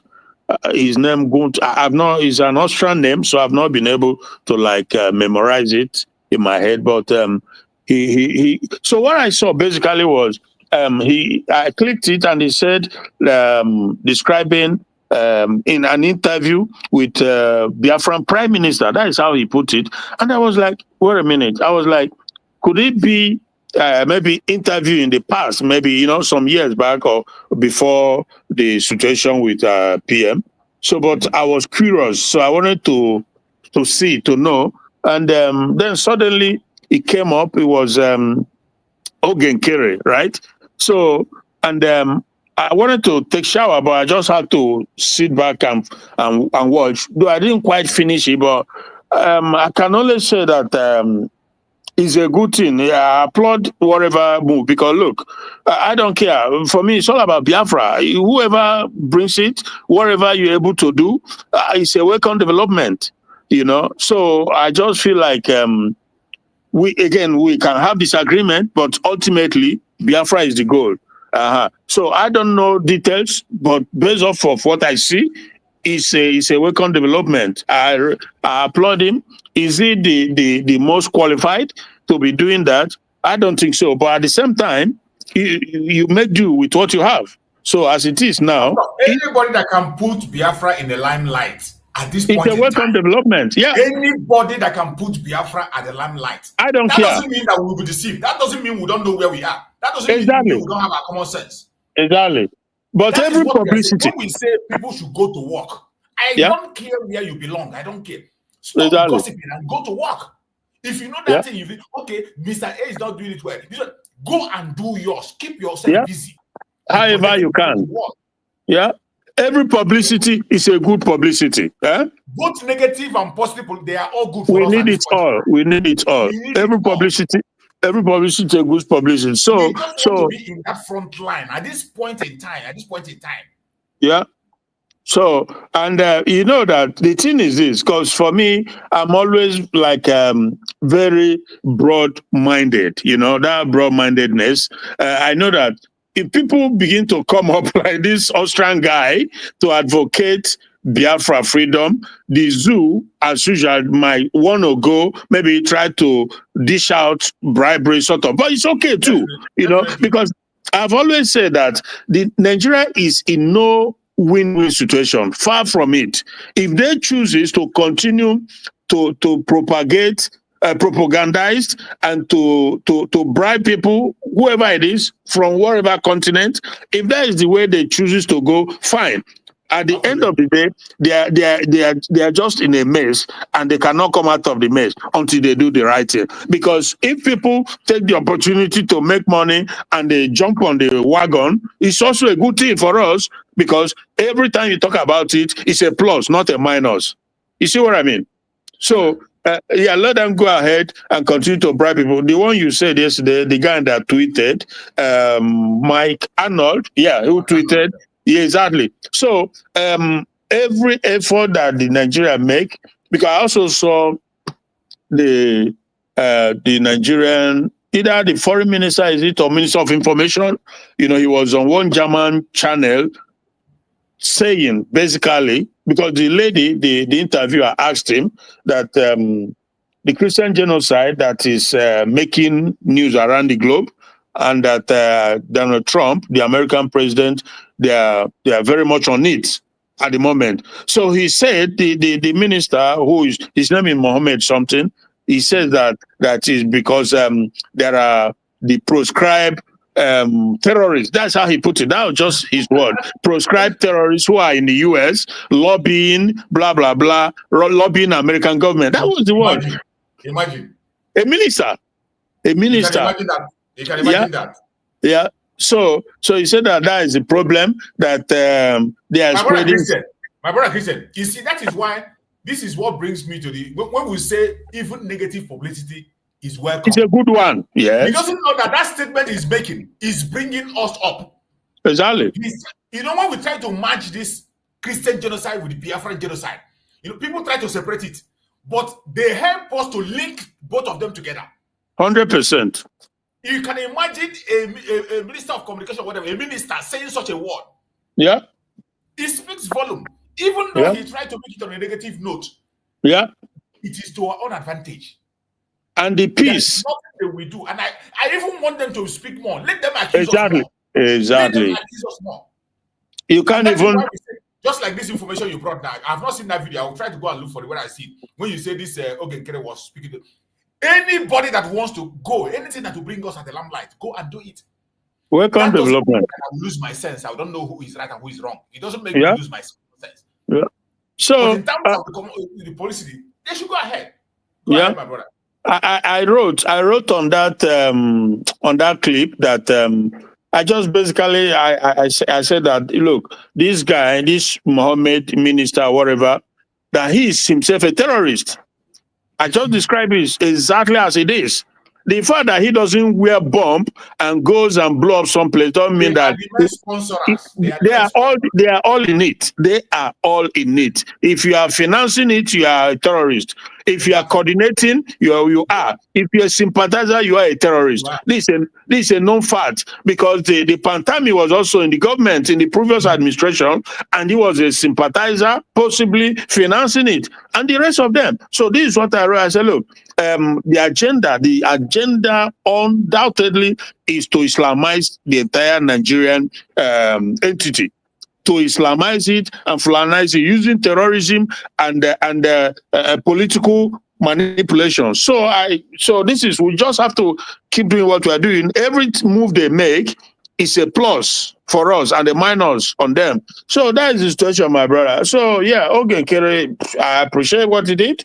So at the end of the day, when we get to our destination, we sort ourselves out. I'm always of that opinion that let it not be that is this Janjaweed, these Marudas who they brought their people in, from the entire region to settle. Let them not be the one that will overrun and take our place. We will never accept that. When we are in our place, we can sort ourselves. Anyhow we want to fight, we will fight within ourselves. And at the end, we will find a way to settle it. It has happened in the past. Nations have gone through it, and it continues to be like that because different people with diverse opinion, diverse interest. So that's how it goes. But one more thing, I did not hear him. I'm not trying to stir anything up, but I did not hear him call himself a prime minister. He didn't. That is so, because for me, it's all about horse's mouth, sort of, right? Like you remember one guy who came here and they said I was calling this, that. Well, we asked him, he said he didn't. So that was good enough for me. That's good. Okay, if he has described himself as the prime minister, then that would have been a confirmation, but he didn't. So thank you so much. Thank you, my brother. All those observations are very important. You know, some people, when they look at issues, they add sentiment to it. Just like I said that day, and that issue you raised now, I base my own info based on what you tell me.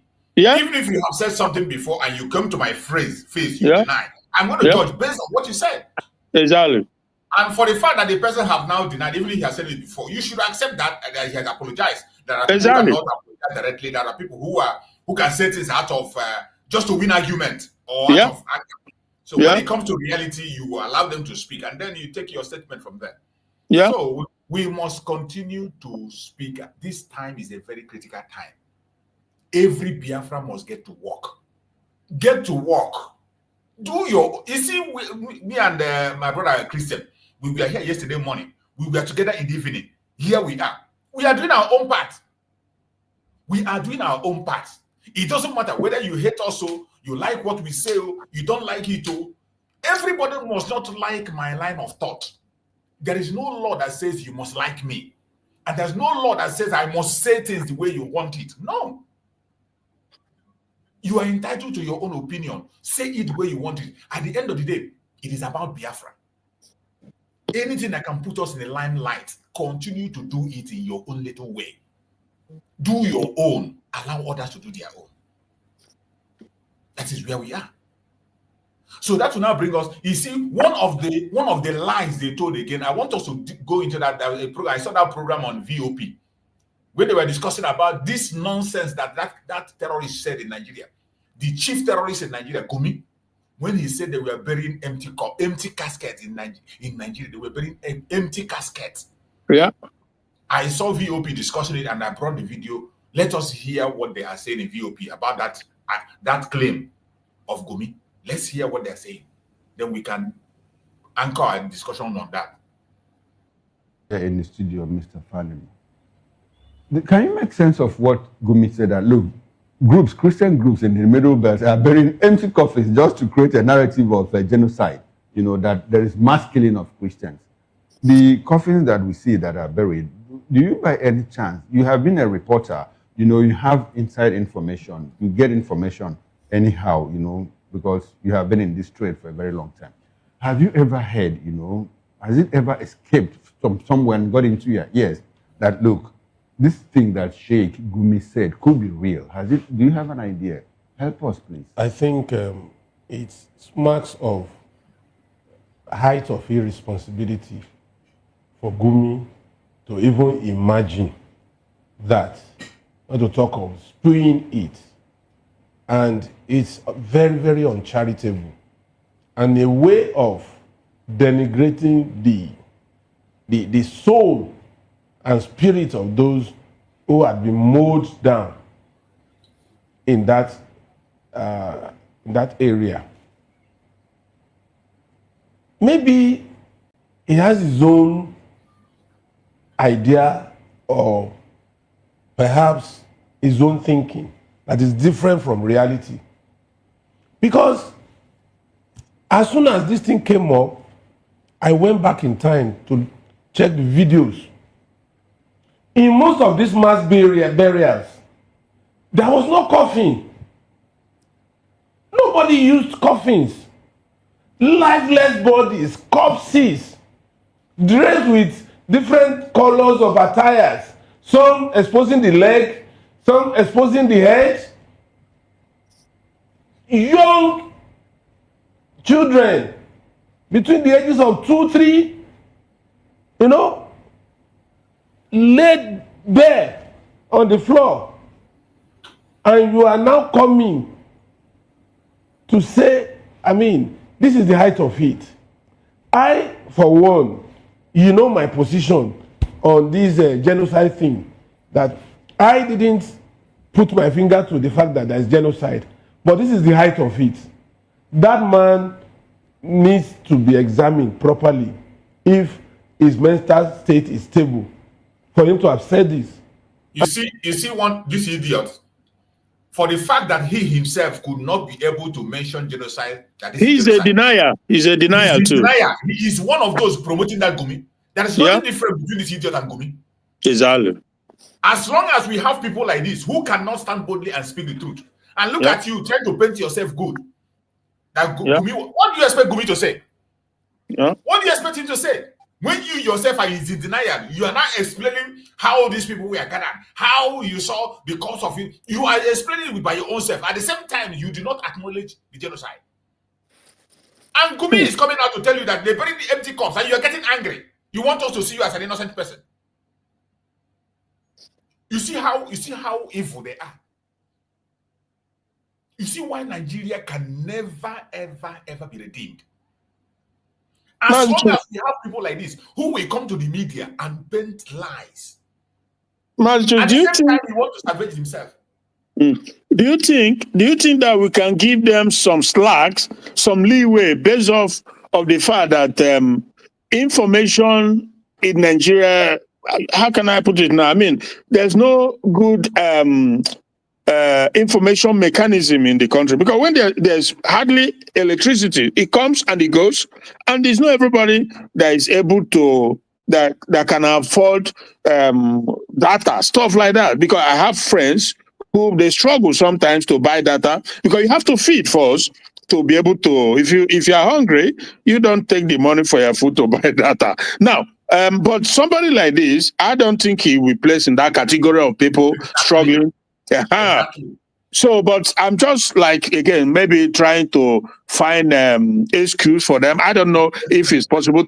If we can find excuse for them for their stupidity or their evilness, I really don't know what to make of it, because it's no secret. Everybody, you can see it, as long as you're able to, you have access to internet online, you will see the pattern, the level of genocide that goes on. Come on now.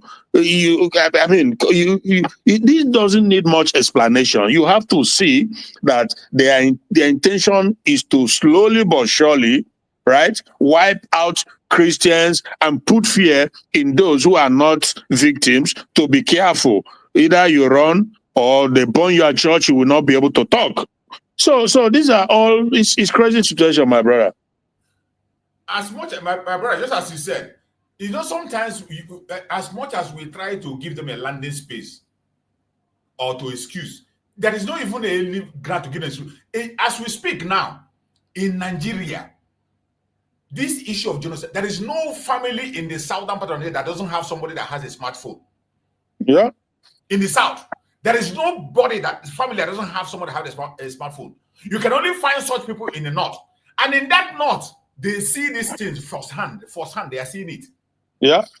So how can we, for Christ's sake, excuse anybody that don't know that genocide is going on in Nigeria? How can we excuse them? In the southern part of Nigeria, there is no family that doesn't have at least one person that have a smartphone. You see what they are doing on social media. Go to TikTok, you see what they are doing there. Facebook, you see Twitter today, you see what they are doing there. It is difficult to find a family in the south that doesn't have one person, at least one person that have a smartphone. Then in the north, the northern part of it, they see these things firsthand. That is where the people are living. That is where the terrorists themselves are living. That is where they're committing the crime most. That is where they base. So they see it firsthand. But yet, people like this will come and refuse to speak the truth. At the same time, you are blaming. Why wouldn't Gumi be protected? He has to be protected because of people like you.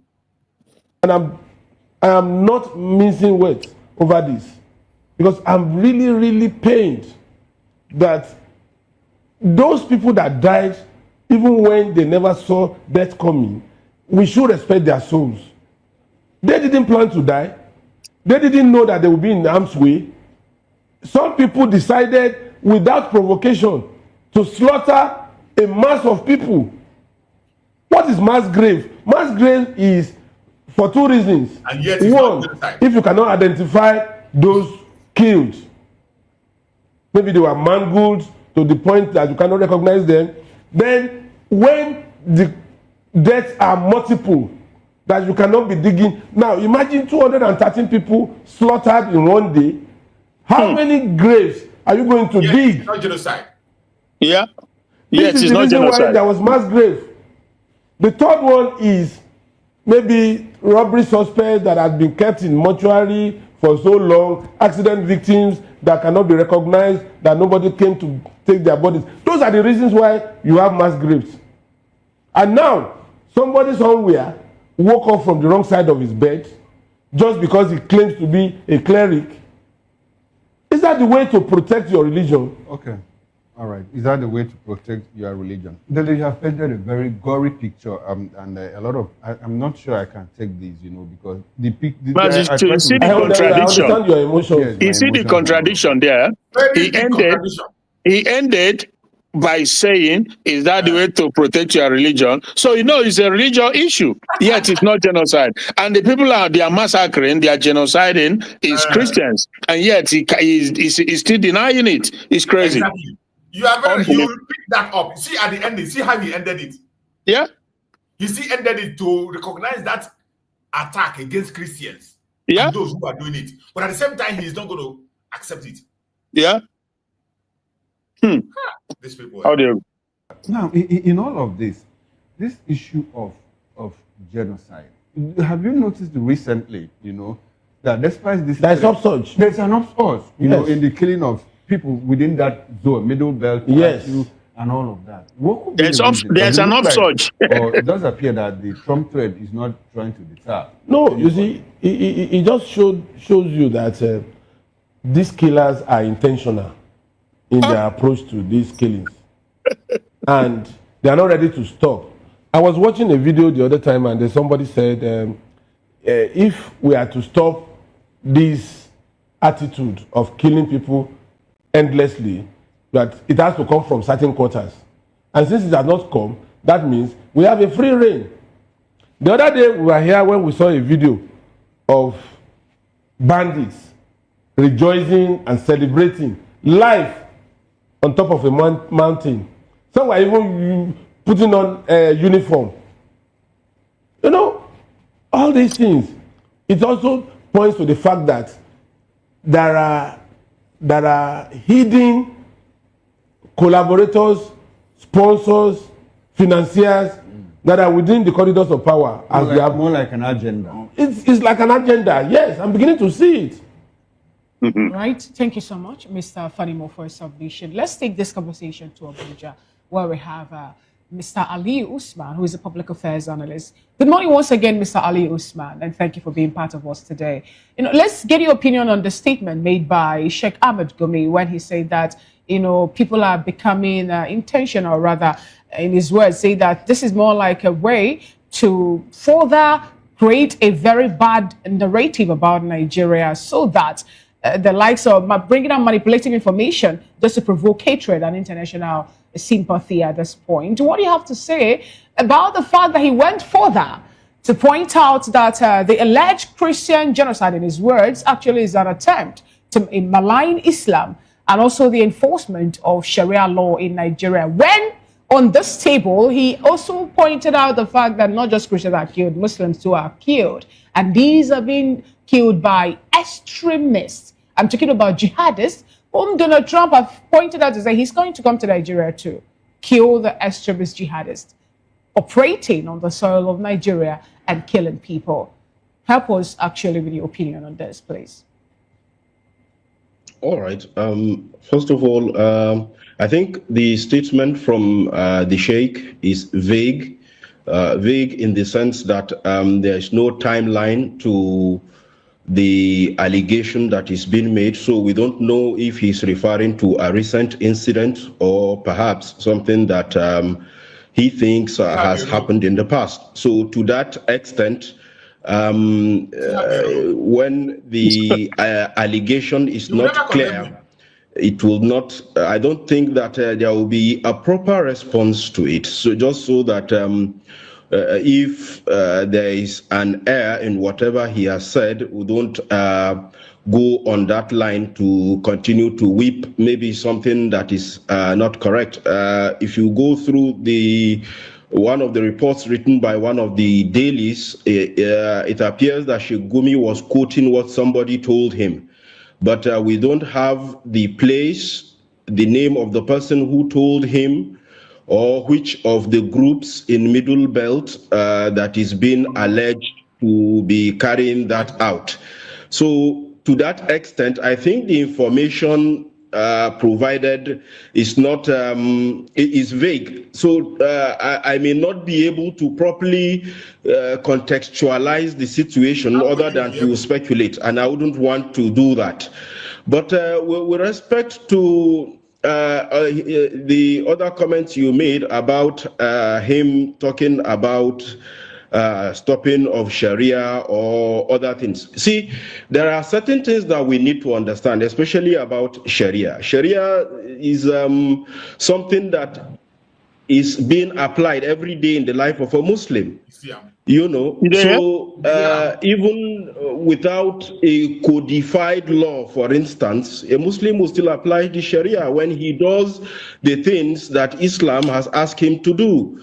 You know, when he wakes up in the morning and prays, and which most Muslims do 5 times a day, when he goes to the market and trade and he complies with the Islamic injunction on trading, when he relates to his neighbor and he's good and kind to his neighbor, he's still carrying and he's still part of the stipulation. Yes, those actually are the words of the Sharia law and what is expected, or, you know, from people who practice Islam as a religion to uphold. So are we going to see such now being sent to all Nigeria, knowing that Nigeria is a secular state? Because in his word, it says that this particular statement of Christian genocide is isn't that an indictment on its own, by making it look like the talk about killing of Christian now is a way to malign Islam and also the enforcement of Sharia law in a secular country as Nigeria?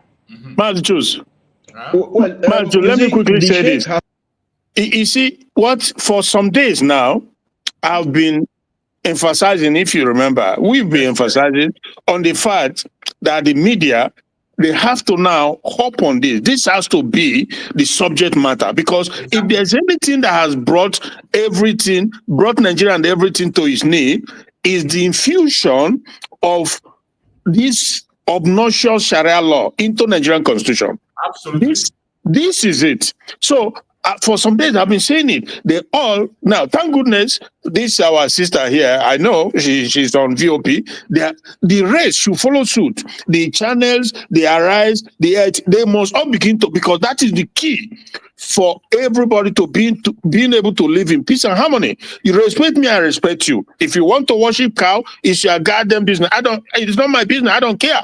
But for you to now impose it on me, this is where the whole problem in Nigeria starts.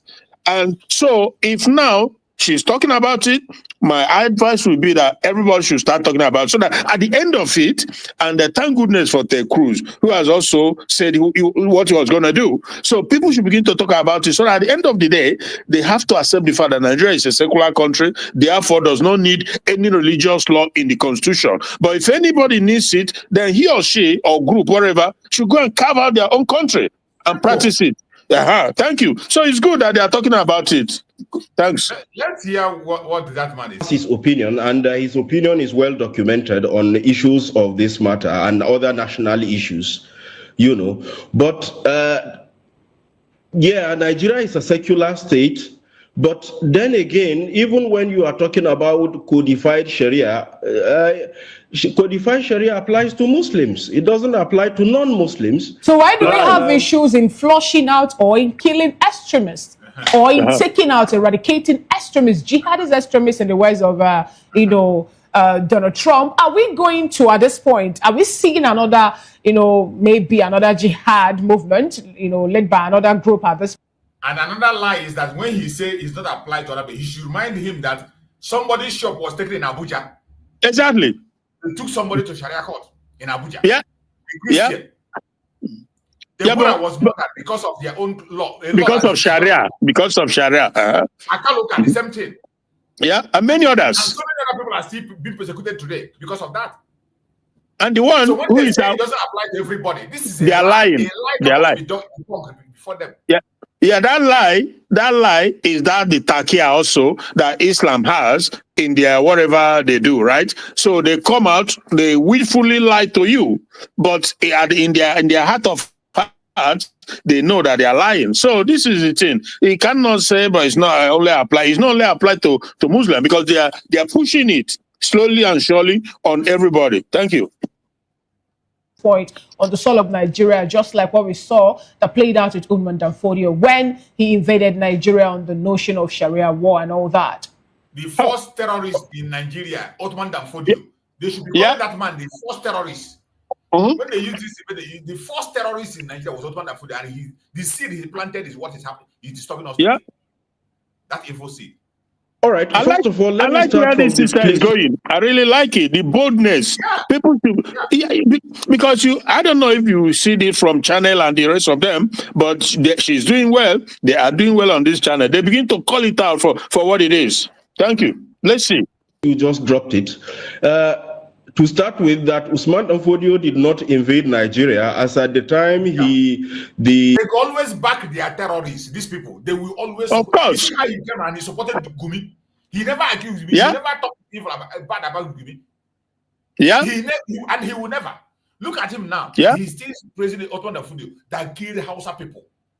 Yeah. Committed genocide against the Hausas. Used the Hausas. The trouble in the north in Nigeria today is Usman Dan Fodio, and he wants to deny. Yeah.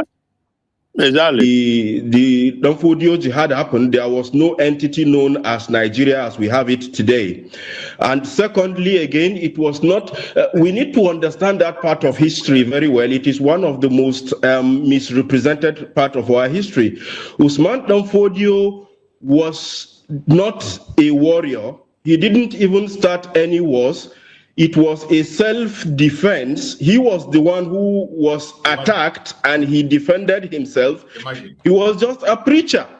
So by the time he defended himself, and then the subsequent things that happened took place.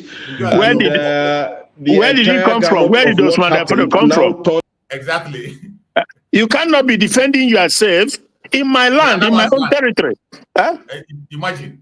You cannot live where you are. Where did he come from? Where is he defending himself? You cannot live.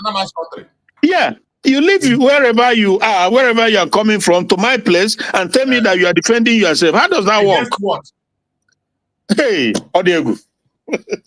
Out to be what metamorphosed into the caliphate. Okay.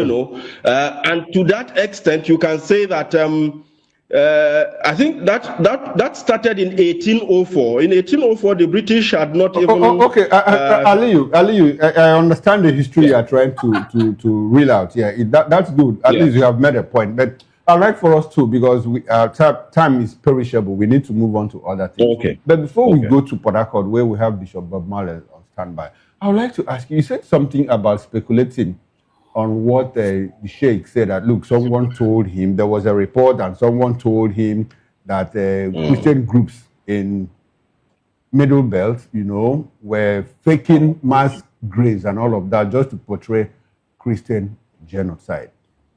According to you, he was quoted. And within that context, you don't know what to say. Without the Sheikh saying that, have you ever heard, that at any point, that there was a fake mass burial in that part of the country? And is there a possibility that a group of people who have been killed in their numbers, do you by chance know that groups in that region who have been killed in their numbers, could go to the extent of trying to fake mass killings just to portray something that is real and existential? What's your thoughts on that? Well, first of all, I don't know of any such things. Secondly, I also don't think that people would go to the extent of faking their own death, whatever point they are trying to make. I don't believe that they would do that, because I don't have any evidence of that having happened anywhere else. So unless it happens, or I see it, or it's reported, there is an investigation and it is confirmed, whatever anybody says to that extent may just still, like I've said, be in the realms of speculation. But we also need to understand what is happening, because this whole scenario has been created, a we versus them situation has been created, where certain policies are interpreted as being against them, and certain groups are being seen as being favored. So where you have such situation, you find a situation where people are trying to underplay the narrative of certain people and trying to bring up theirs. What I do know is the allegation that tends to be made that when things like this happen and there are casualties in the Middle Belt area, that it gets more media coverage, that it gets more attention than when such things happen elsewhere around the northern region as well, especially when the victims are Muslims, or when these things happen in Muslim-dominated areas. I have heard such allegations being made. I have heard people talk about the fact that they don't get as much coverage when, yeah, exactly. When it happens on the reverse side of it. Before we leave you now, Mr. Osman, is there genocide in Nigeria, whether Christian or Muslim? Is there genocide in Nigeria? Well, I wouldn't say there is a genocide. I would say there are mass killings. Because when you call it a genocide, you have to prove that first, that there is an entrenched interest, whether ethnic, religious, or any economic, that is trying to get another person out of the way to take over certain, whether territory, or to gain certain economic advantage or social advantage. Now, when you look at the entire conflict that is happening, you can bring in ethnic coloration to it, you can bring in religious coloration to it, you can also bring in economic coloration to it. But this same thing affects everybody all across. When you look at the two most affected states in the north that are Christian majority, whether that's Benue or that's Plateau, whatever is going on in those places, you can say the same about Sokoto, you can say the same about Zamfara, you can say the same about Kebbi, you can say the same about Niger, and more recently it has extended to Kwara. More recent, I think about 2 weeks ago, the deputy speaker of the Kebbi State House of Assembly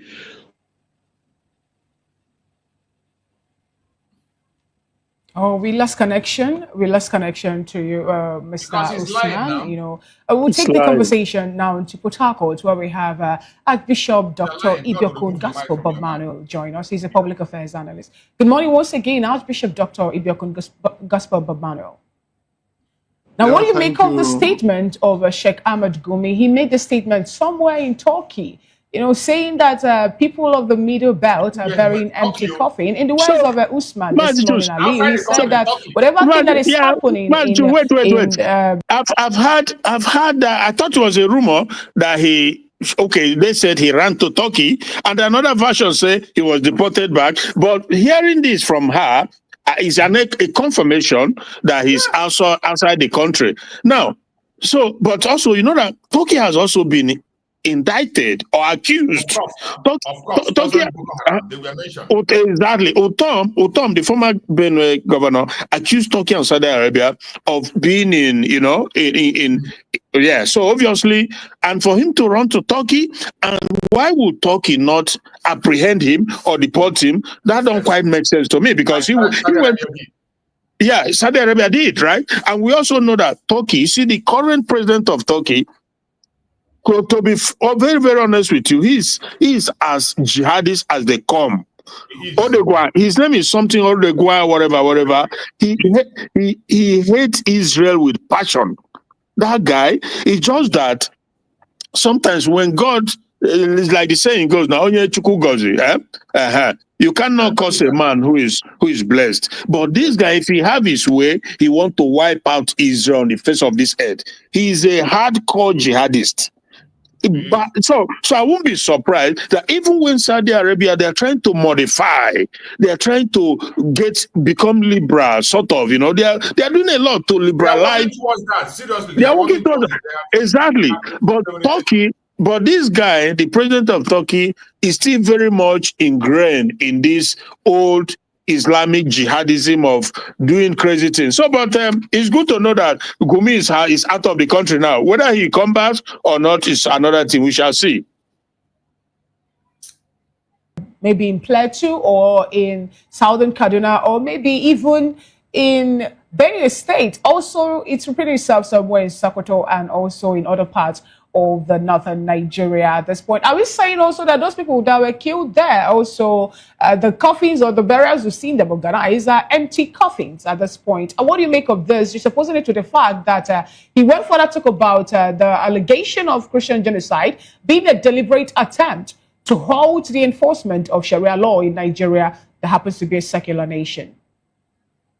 Imagine, he's even proud. Well, thank you. I think my stand is, number one, I condemn. Everybody has freedom of speech, but in the state of our nation, the insecurity, I condemn it outrightly, and I count it as very insensitive coming from a cleric of note who should be an advocate of peace and not taking sides, whether you be a Christian cleric or an Islamic cleric or whatsoever. Well, it's just like the last speaker said, when you don't have clear-cut evidence about where, when, and how these allegations have happened, there are no records that you are making reference to. Even the people that, like a year say, and you come, we that are on that.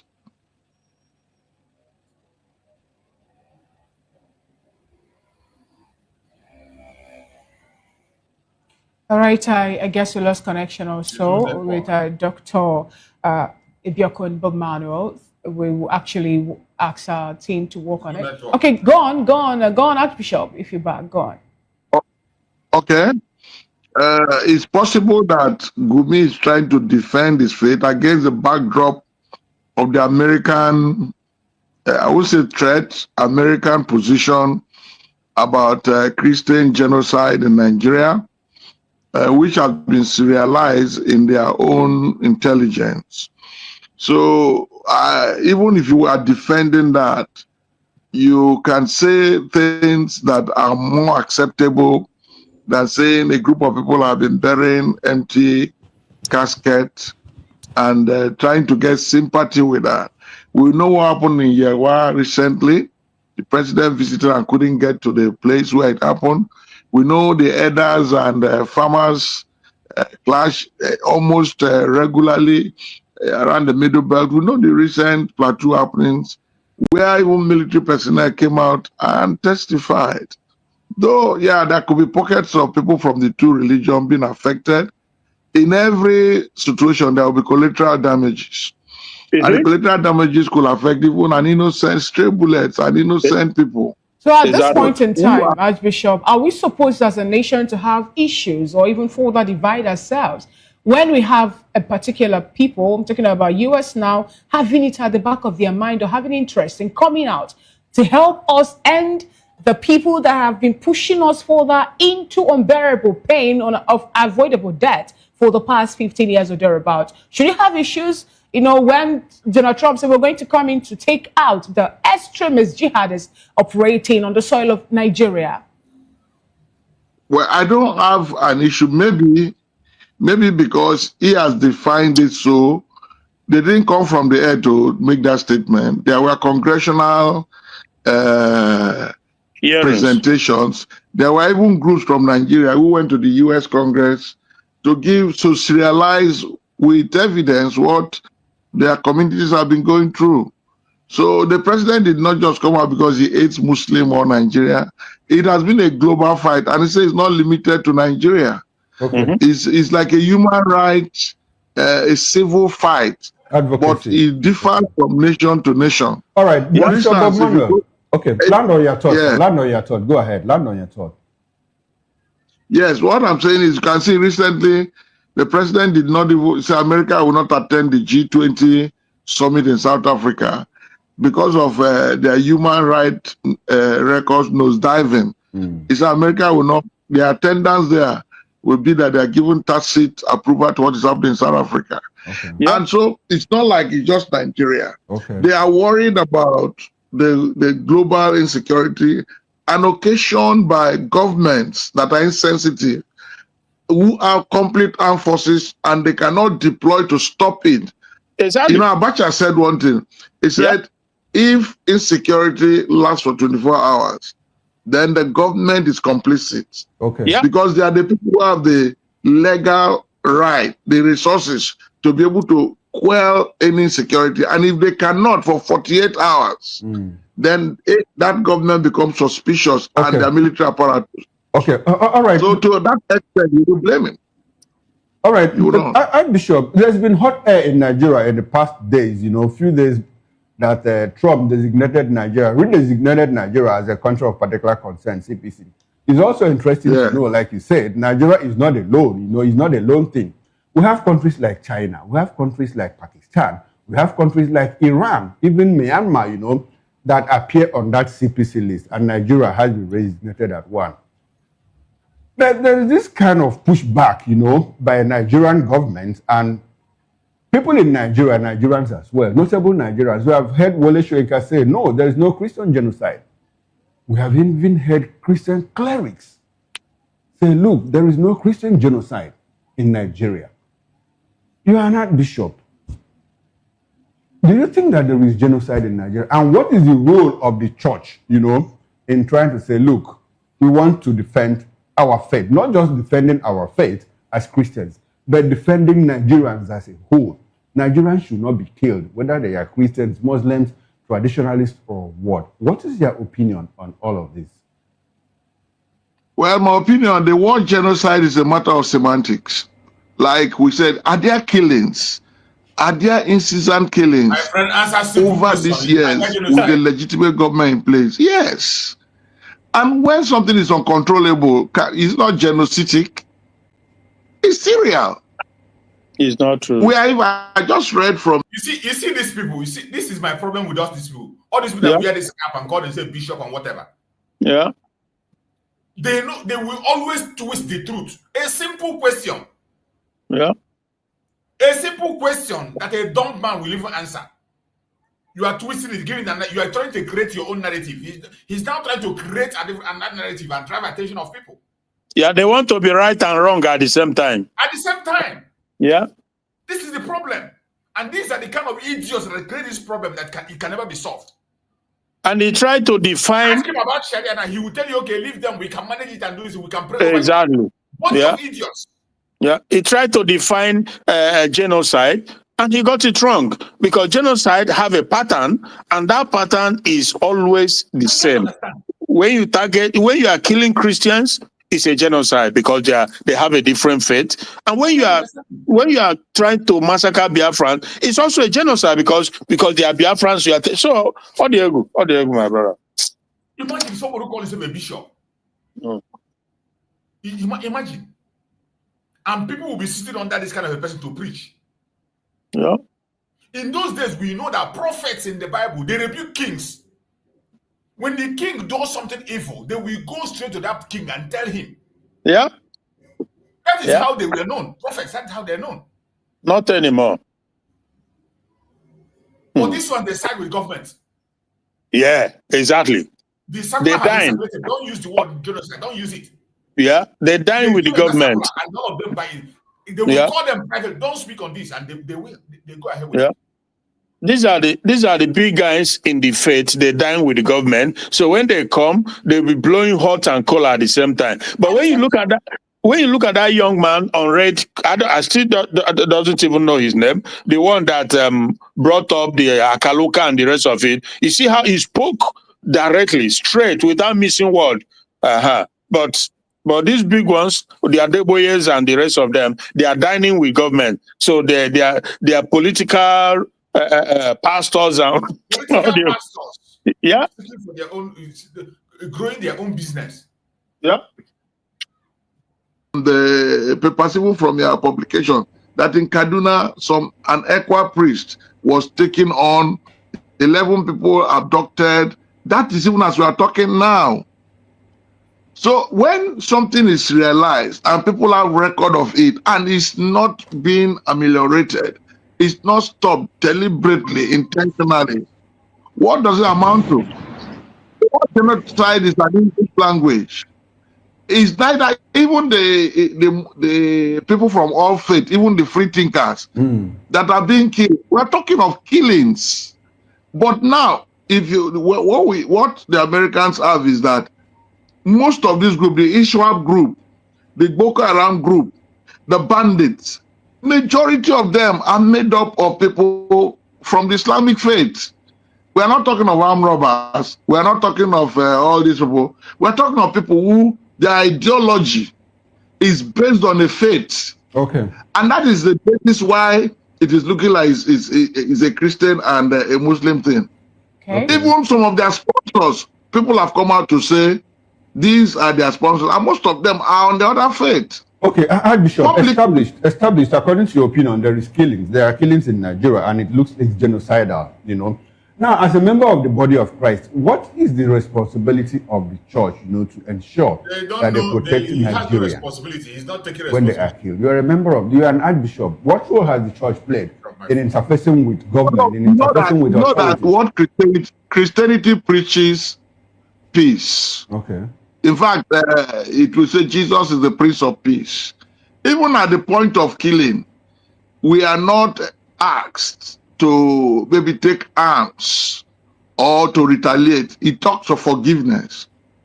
So basically, and that is why people think that Christians are weak. You don't get it.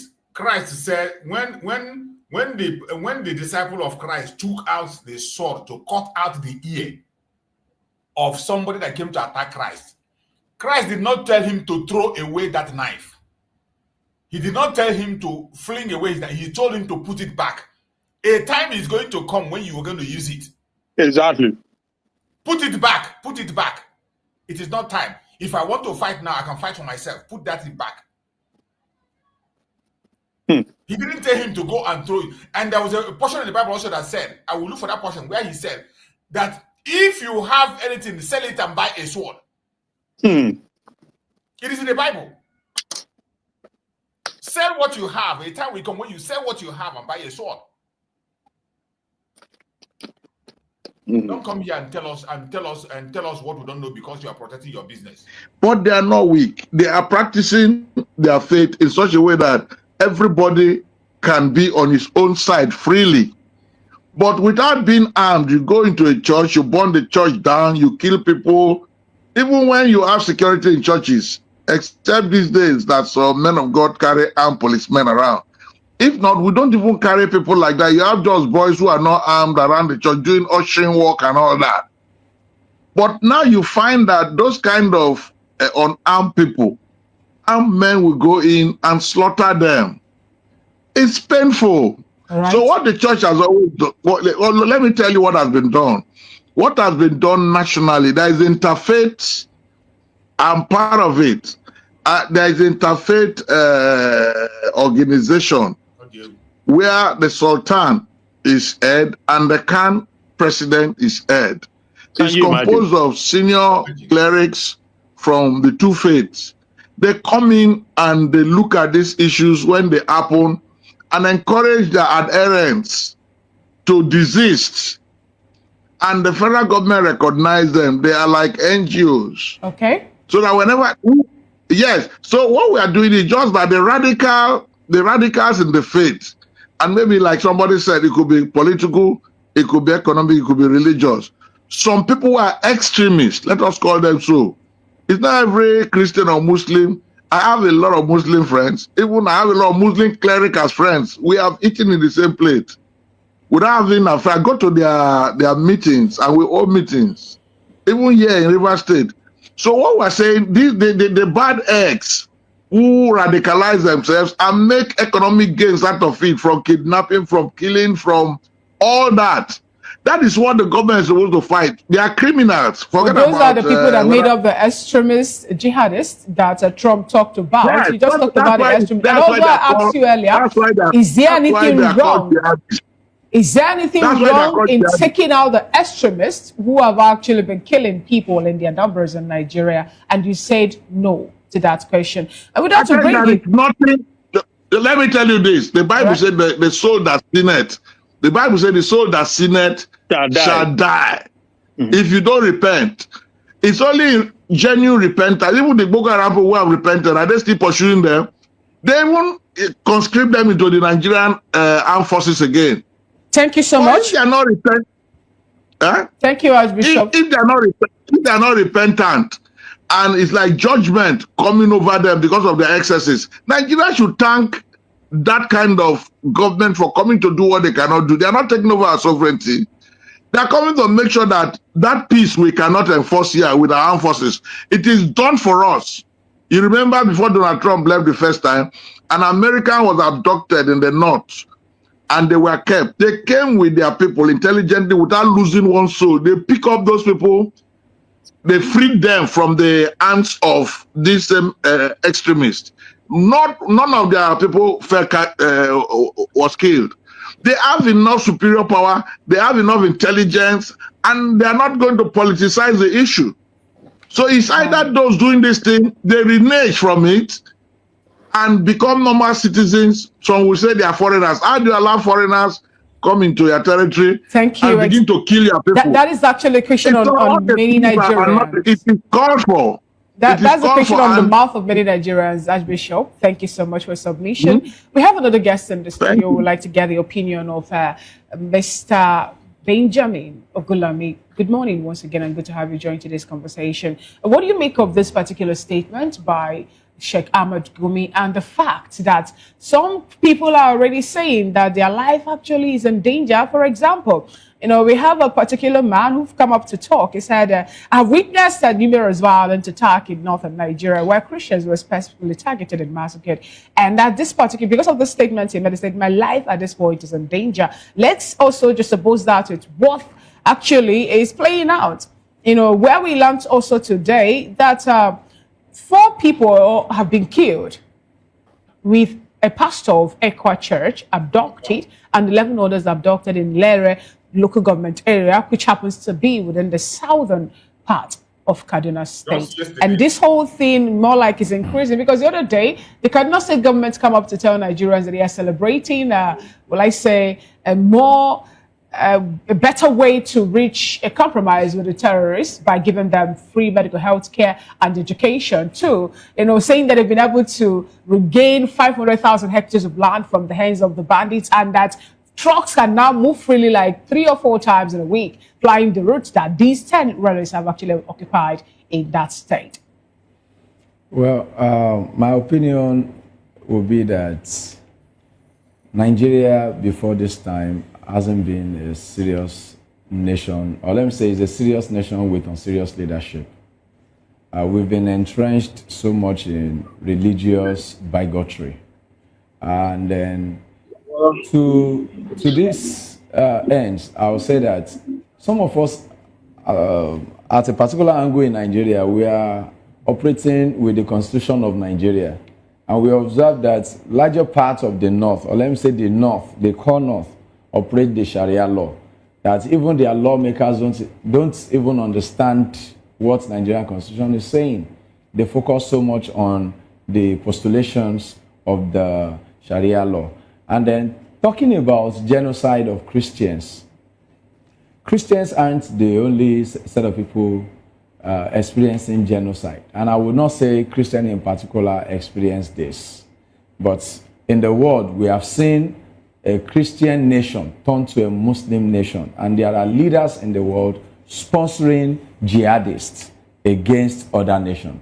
And then we must say clearly that all these things are still just widespread rumor in Nigeria that Nigeria wants to be Islamized, and for that reason Christians must face their own genocide. It's idiot. not true. Even the poor You see another idiot. against the rich, the poor is also facing another kind of genocide. I don't want to limit it to Christian genocide alone, but whatever interest anyone is making in the world today, saying Nigeria is expressing this kind of genocide, I would say it is limited, and it is just they are trying to divide the nation. When you say they are trying to divide the nation, we have over 200 bodies charred in Benue State to start with.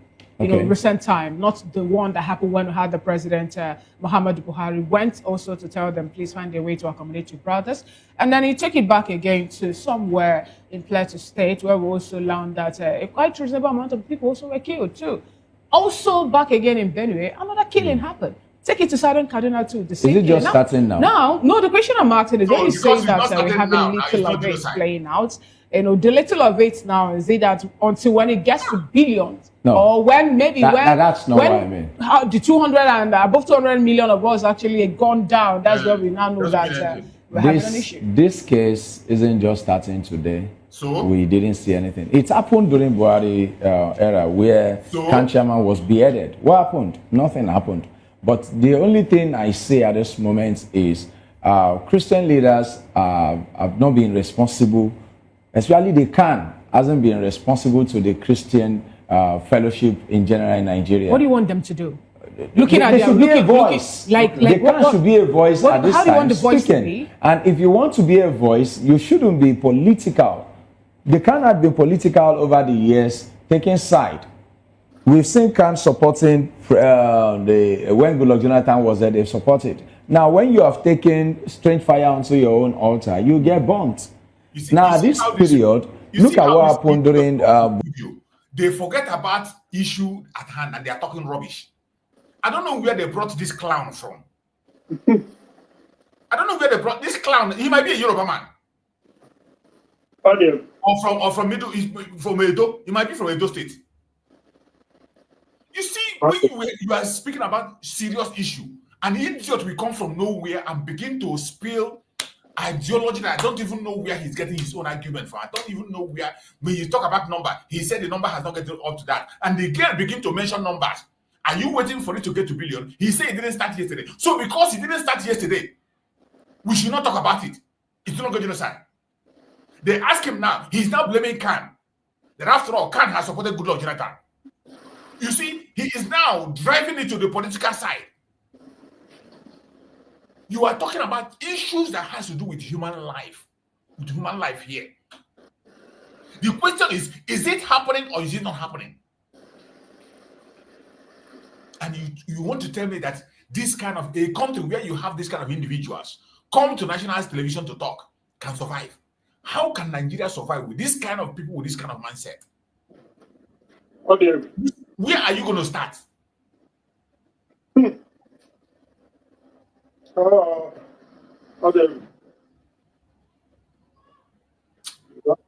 It is really sad and painful. It is sad and painful. Fovara, go ahead and speak. Fovara, are you there? Go ahead and talk to us. Anytime when this boy do something, that thing must this month, if I know. Huh? What's it happen? Go ahead, bro Christian. The guy is already, somebody is in the public. Yeah, Matthews, this guy that talked now, Yeah. I know quite.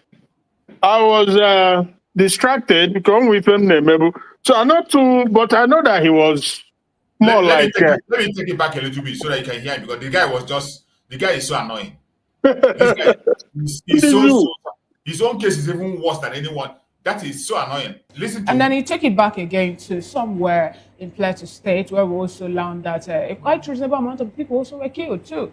The only set of people I want you to Nigeria hear before this time. What this clown said. Sheikh Ahmed Gumi, and the fact that some people are already saying that their life actually is in danger. For example, we have a particular man who's come up to talk. He said, I've witnessed a numerous violent attack in northern Nigeria where Christians were specifically targeted and massacred. And that this particular, because of the statement he made, he said, my life at this point is in danger. Let's also just suppose that it's what actually is playing out. Where we learned also today that 4 people have been killed, with a pastor of Ekwa Church abducted and 11 others abducted in Lere local government area, which happens to be within the southern part of Kaduna State. And this whole thing more like is increasing because the other day, the Kaduna State government come up to tell Nigerians that they are celebrating, a better way to reach a compromise with the terrorists by giving them free medical health care and education too. Saying that they've been able to regain 500,000 hectares of land from the hands of the bandits, and that trucks can now move freely like 3 or 4 times in a week, flying the routes that these terrorists have actually occupied in that state. Well, my opinion would be that hear this idiot. Nigeria before this time hasn't been a serious nation, or let me say, it's a serious nation with unserious leadership. We've been entrenched so much in religious bigotry, and then to this end, I would say that some of us, at a particular angle in Nigeria, we are operating with the Constitution of Nigeria, and we observe that larger parts of the North, or let me say the North, the core North, operate the Sharia law, that even their lawmakers don't even understand what Nigerian Constitution is saying. They focus so much on the postulations of the Sharia law.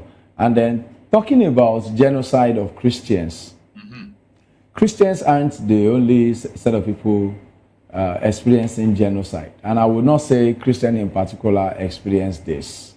But in the world, we have seen a Christian nation turned to a Muslim nation, and there are leaders in the world sponsoring jihadists against other nations. And then we must say clearly that all these things are still just widespread rumor in Nigeria that Nigeria wants to be Islamized, and for that reason Christians must face their own genocide. It's not true. Even the poor against the rich, the poor is also facing another kind of genocide. I don't want to limit it to Christian genocide alone, but whatever interest anyone is making in the world today, saying Nigeria is expressing this kind of genocide, I will say it is limited, and it is just they are trying to divide the nation. When you say they are trying to divide the nation, we have over 200 bodies charred in Benue State to start with. Recent time, not the one that happened when we had the president, Muhammadu Buhari, went also to tell them, please find a way to accommodate your brothers. And then you take it back again to somewhere in Plateau State, where we also learned that a quite reasonable amount of people also were killed too. Also back again in Benue, another killing happened. Take it to Southern Kaduna too. The same is it just starting now? No, the question I'm asking is when you say that we're having little of it playing out, the little of it now is it that until when it gets to billions, or when maybe that's not what I mean. The 200 and above 200 million of us actually gone down. That's where we now know that we're having an issue. This case isn't just starting today. We didn't see anything. It happened during Buhari era where Kan chairman was beheaded. What happened? Nothing happened. But the only thing I say at this moment is Christian leaders have not been responsible, especially the Kan hasn't been responsible to the Christian fellowship in general in Nigeria. What do you want them to do? Looking at there should be a voice. The Kan should be a voice at this time. How do you want the voice to be? And if you want to be a voice, you shouldn't be political. The Kan have been political over the years, taking side. We've seen Kan supporting when Goodluck Jonathan was there, they've supported. Now, when you have taken strange fire onto your own altar, you get burnt. Now, this period, look at what happened during Buhari era. The Redeemed pastor came out in protest saying they do prayer work when the Kan chairman was beheaded. What is happening now? We're speaking. Have they come out to do the same thing? No. But my own position is this, that we should not limit the genocide in Nigeria to Christians. I am a Christian, I'm a believer. But I do not want the tagging of Christian. Donald Trump had actually seen this as a way, a medium to penetrate into the country. Jesus Even Christ. if it's coming or intervention into the country is having its own undertone.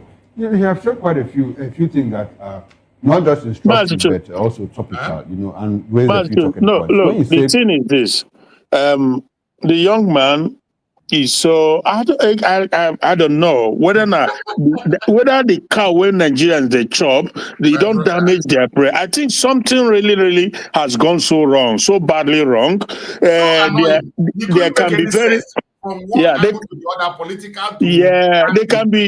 they can be so incoherent and sometimes just all over the place. In the same vein, they are condemning and they are acknowledging, and at the same time, it's just so hard to understand what is going on with some of the people. I'm not going to say everyone, but majority of the people, even the young ones, they are all over the place. They don't articulate well enough, and you are bringing somebody like this to come and express opinion. He just seems to be all over the place. It seems like he's in support of the Christians. On the other hand, it's like in support of the Muslim, and he said it's political, that when Goodluck was there and that Buhari, it's, oh my goodness, no direction. It's crazy. No direction. Crazy. All right, how do you go? But the good thing though, when you see this kind of people say what, I begin to wonder, how can the country move forward with this kind? A young man, oh. Yeah. The good thing is that we have to continue this. We must continue. We absolutely must continue. And the thing is that the people who, like for example, those in the corridor of power, like in the US, they understand this thing. So if somebody coming on channel or online or TV or whatever to speak, it's okay. You can speak wherever, go wherever direction you choose, but they have a first-hand information and they have a functioning brain, so they understand the game. This guy, he said that we've seen Christian nation become Muslim nation. He said it, you remember? Yeah. So he said that, so in other words, he knows that is what they are playing now. That is what they're trying to do in Nigeria. But at the same time, he said that we shouldn't make it to be Christian alone. It's not. I can't make any sense of it. I just cannot. But how do you, my brother? It is so sad. It is so sad the kind of mess we find ourselves in that contraption called Nigeria. It is completely a mess. It is completely. It's just a way for them to divide Nigeria. Yeah. Who do you mean? Who wants to divide? Our leaders before this time, our political class before this time, had divided us. We're only looking for a way. Division in terms of not physical division. No. Okay. They've divided us, and that's just their own win. When they've divided Nigeria, they've got entrance into a particular sect. But saying Christian genocide, yes, it's happening. I'm not disputing that. Okay. But giving it such magnitude that it's only Christians, we've seen Muslims object to this. Okay, so there is it's genocide. Not that Muslims are killing Christians; they are extremists. There is genocide and there is massacre. Oh yes. Okay. Now, when you say that Donald Trump is finding a way to come into Nigeria, can you expatiate on that? It is because our leaders are irresponsible to our own citizens. Coming to do what? Who? Trump. You said it's a way of being coming into Nigeria to come and do what? To face terrorism, which is a world confused human being. In brain don't die. This one brain not a function. It's happening all over the world.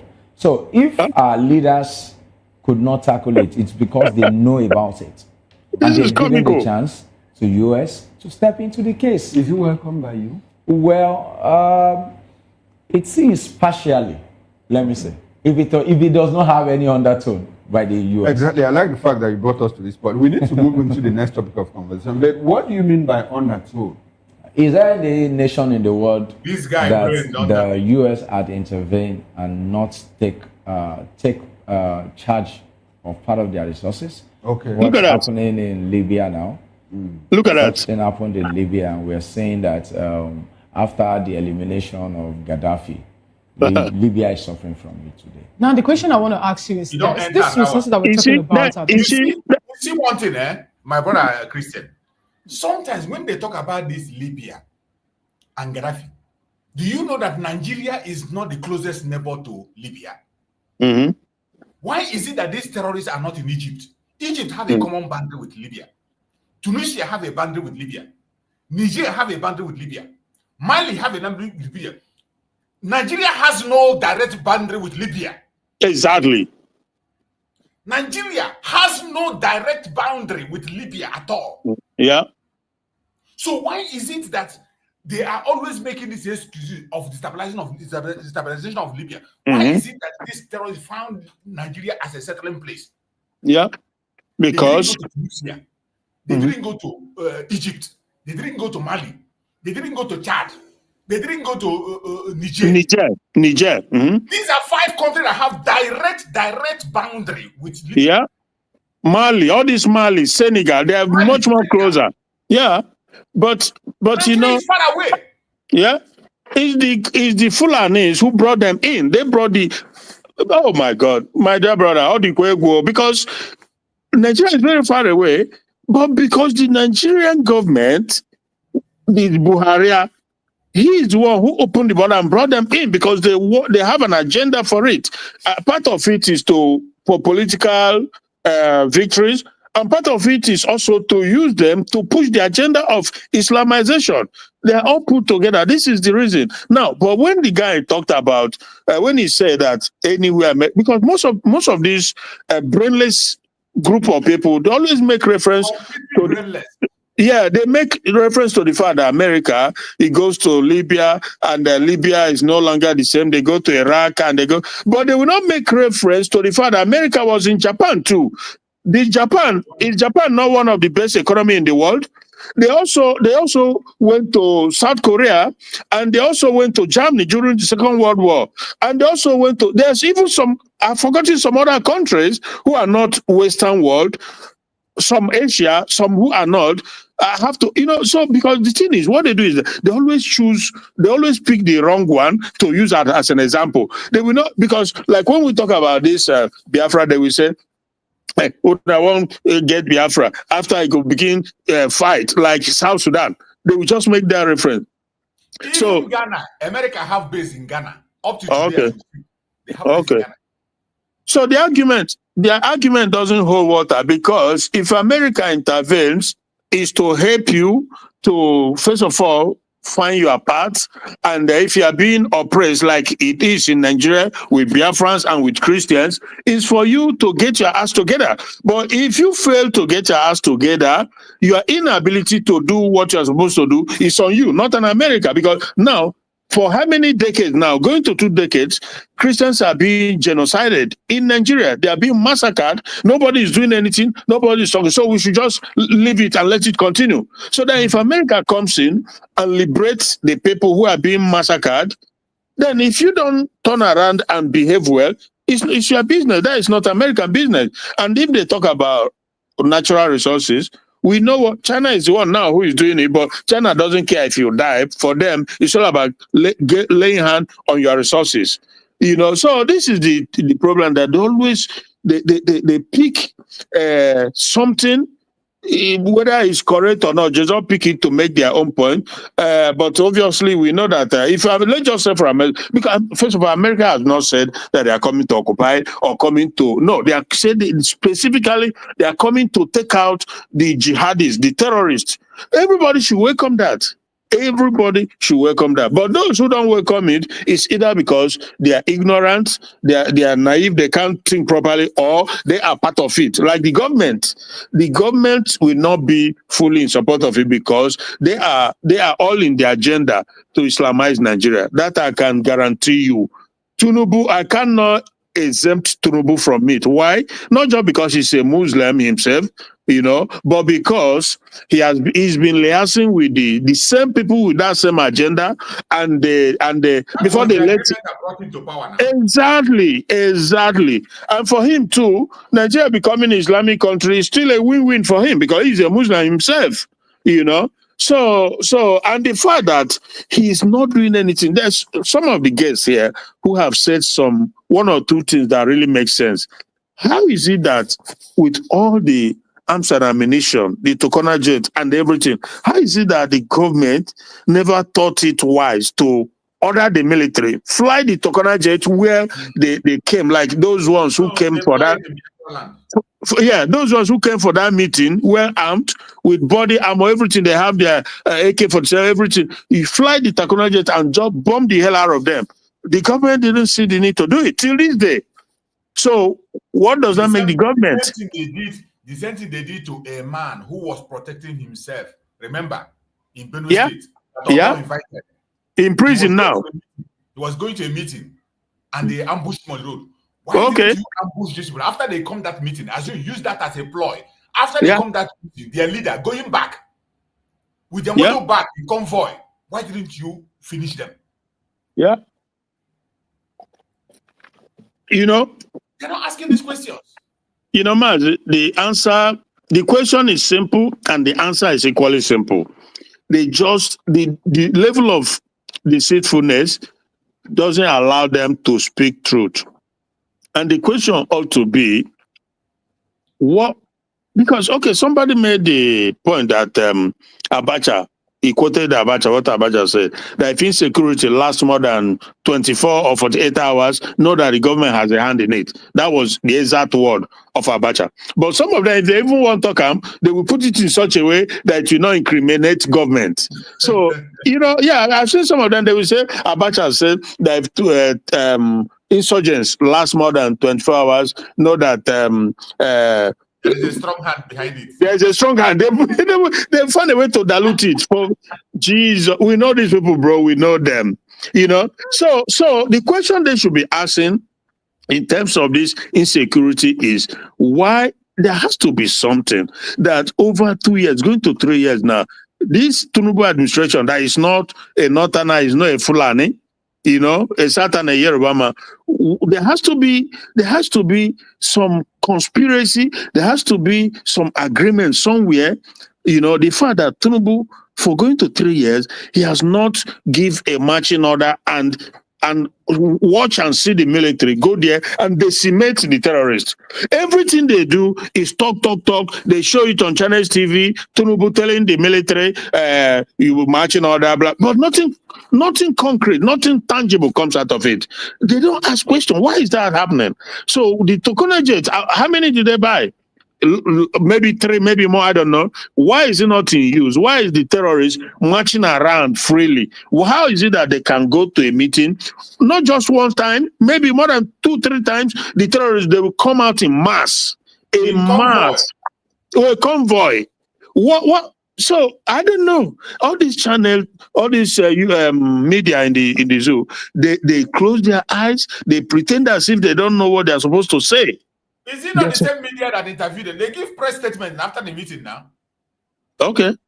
After the meeting, they give press statement to the media. Mm-hmm. Oh, God. It's yeah. And you see they are complaining of US taking over. Why are they not complaining of the billions of dollars that the US is giving to Nigeria as a grant? Oh, okay. Every year. Every year. Yeah. Billions of dollars that US, where are they getting it? You're not asking, where are they getting it from? Oh. Yeah. You are crying and concerned. You don't want them to come and take over. But when they give you money, you open your hand and you collect. And Mazi Juice. You go to China, they borrow you. You owe debt in China, you borrow. US doesn't borrow you, they give you free. Yeah, since this thing start now, it's over 2 weeks now. Maybe we are heading towards the 3rd week. And Adeboye and their likes, they came out to say that they should tell Trump to give them 90 days or 100 days, whatever. Now, do you know that since that till this time, there's no let up in the attack till this day? They're still attacking. So you ask yourself. Yesterday they attacked this. You know, this program I played that was yesterday program, and they said they just attacked that yesterday. Okay, so you ask yourself, where is the action of Tinubu. About 3 weeks now, why are we not seeing them, hitting them? Why is the terrorist not escaping and running away? So you wait until after 100 days, then you ask for another. It's not even making, because you have to get up your seat and go straight away. Don't wait. Why are you procrastinating? Why do you have to wait 90 days? Get up. You want to create a escaping route for them so that they can go away, move out of the place, secure themselves, and then when people move come back. after everything comes back, they come back again. Yeah, that is what they're up to. That is what they are. Anybody who is suggesting to give them 100 days, that person is just evil, because you don't need to wait for 100 days to take action. Why are you waiting? And the more people are being fired in the process, why are you waiting for 100 days? When you have the Tinubu there who can just tell the military, now you go to Sambisa, or you go to Benue, or you go to Zamfara, go and start bombing that. This is your job. Stop collecting money from people on the street. Stop carrying back for politicians, their wife and stuff like that. Go and do your job as a soldier. It's incredible. We saw that video with Wike when a soldier who is supposed to be fighting Boko Haram, the terrorists, they are talking about land. Who get land? Who know? Who get land? Who know? You go make call for you. You carry him phone to make call. You don't get hand to make call. Who get land? Who no get land? A soldier, a fighting force that should be protecting the country. Then from the terrorists that are ravaging everywhere, Wike is there distributing land to his colleagues, to his pals. And the Tinubu is telling him now, because Tinubu is scared that the military, because the militaries, they are reinforcing the fact that Wike has traveled. So it's like the heat is on, right? So Tinubu, what I heard now, Tinubu ordered Wike to apologize, and he did. You see, I was telling you, this guy is a coward, and typical of coward. This is their behavior. If Tinubu said to him, job, he will say, hi. And that's why he's the greatest psychophans you can imagine. All that gra-gra, when they do, strong man here and there. Why not tell Tinubu that he will not apologize? He has apologized. I heard it. I heard they said that he has apologized. So where is the power of that gra-gra, all those things? Because you know that if he doesn't, Tinubu can remove him. And when he removes him, he becomes vulnerable, ready to be taken out. He knows that. So these people, my goodness me, he's a coward. He's a coward. And Tinubu told him to either return the land to, I don't know how they put it, because I think jointly the military and the Air Force, they agreed that Wike is at fault, something like that. So I think it's right to say that in Nigeria, everybody, they fear the military, and Tinubu fears them too, because if it's true that they attempted a coup some months ago, he don't want to aggravate them the more, right? So, but you know what? You see how they kept silent about that coup, because it was Northerners, all of them, Northerners. Yeah. Northern coup, and nobody talks about it. Yeah. You can imagine what would have happened if the name of the leader of that coup was Okechukwu. If it was Okechukwu, BBC will be the first to announce it. BBC will be the first to announce it. Yeah. We must leave. We must leave that evil entity. Otherwise, they will never know peace nor progress. Never, never, never. Onye Jimadu na Nijionwe, as they decided to, audio. That's the update. Look at the update now. That some of the update we just have to look at. This one, it says Nigeria unites, right? U.S. Senate over democracy. Nigeria unite, rights U.S. Senate over democracy collapse in Nigeria. 6 sanction for Minister Wike, compromise judges behind impunity. Good. Never become right. Is that from Sahara? Yeah, Sahara reporters. Yeah. Sahara reporters. We don't write when we write. We are moving at now. This one say 86 billion fraud. Court dismisses former Accountant General Nwoboku. No case submission. The no case submission where they no agree for Mazi Nnamdi Kanu. Yeah. When Mazi Nnamdi Kanu made that no case submission, you see I'm like a strange something. Look at it here now. Yeah. Look at it here now. Court dismisses former Accountant General Nwaboko's no case submission. These people, huh? Transformer explanation kill inmates awaiting trial in Akwa Ibom. See the kind of news you see in Nigeria. Bad news everywhere. You can never see a good news in Nigeria. Yeah. You can never see any good news in Nigeria. Look at this one. ADC coalition with this one. We don't get your time for all this, your rubbish. This one, they say, bats take over FCT schools as people learn in crumbling classroom. Need government attention. A whole FCT. Federal Capital Territory.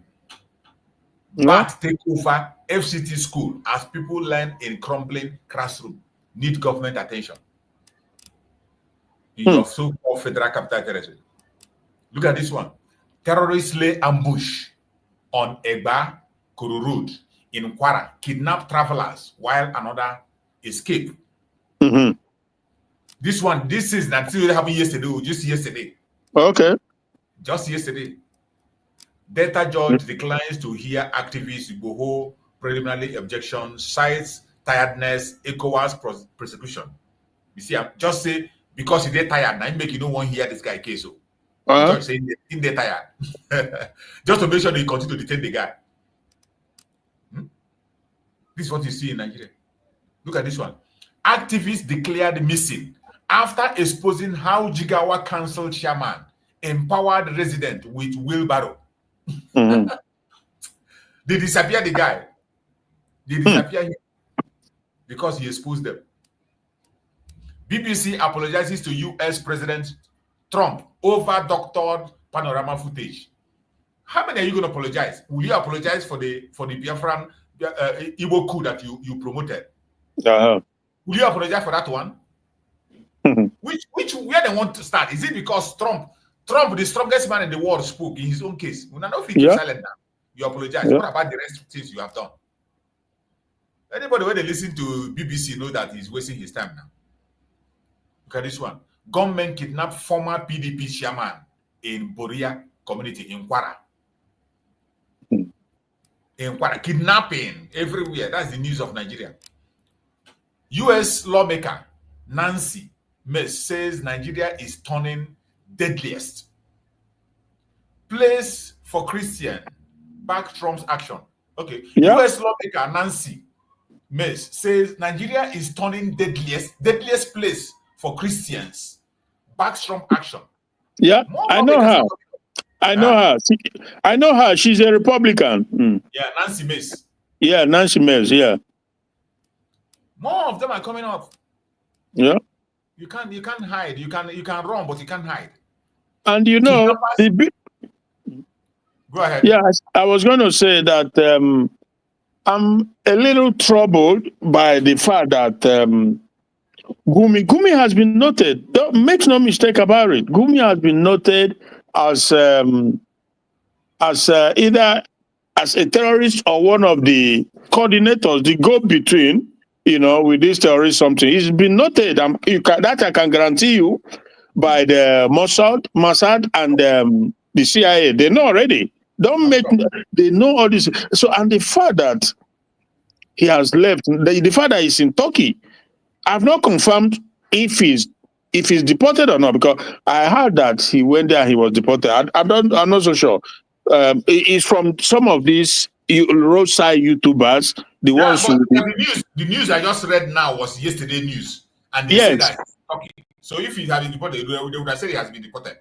Okay, exactly. Now, my point is that he's a terrorist collaborator, and if Turkey government would allow him to come into the country, knowing whom he is and knowing that on Interpol list he was deported from Saudi Arabia over terrorism-related issue, then I think invariably Turkey, they're on the wrong side of history here, because knowing what we know about the government of Turkey with their president and their history too, because Turkey, the old Constantinople, used to be a Christian country, but today not. So obviously, the accusation that they are one of the countries supporting or promoting the Islamization of Nigeria, then it won't be far-fetched to come to that conclusion that they have a hand in it. But we shall see how these things will unfold. We will continue to unfold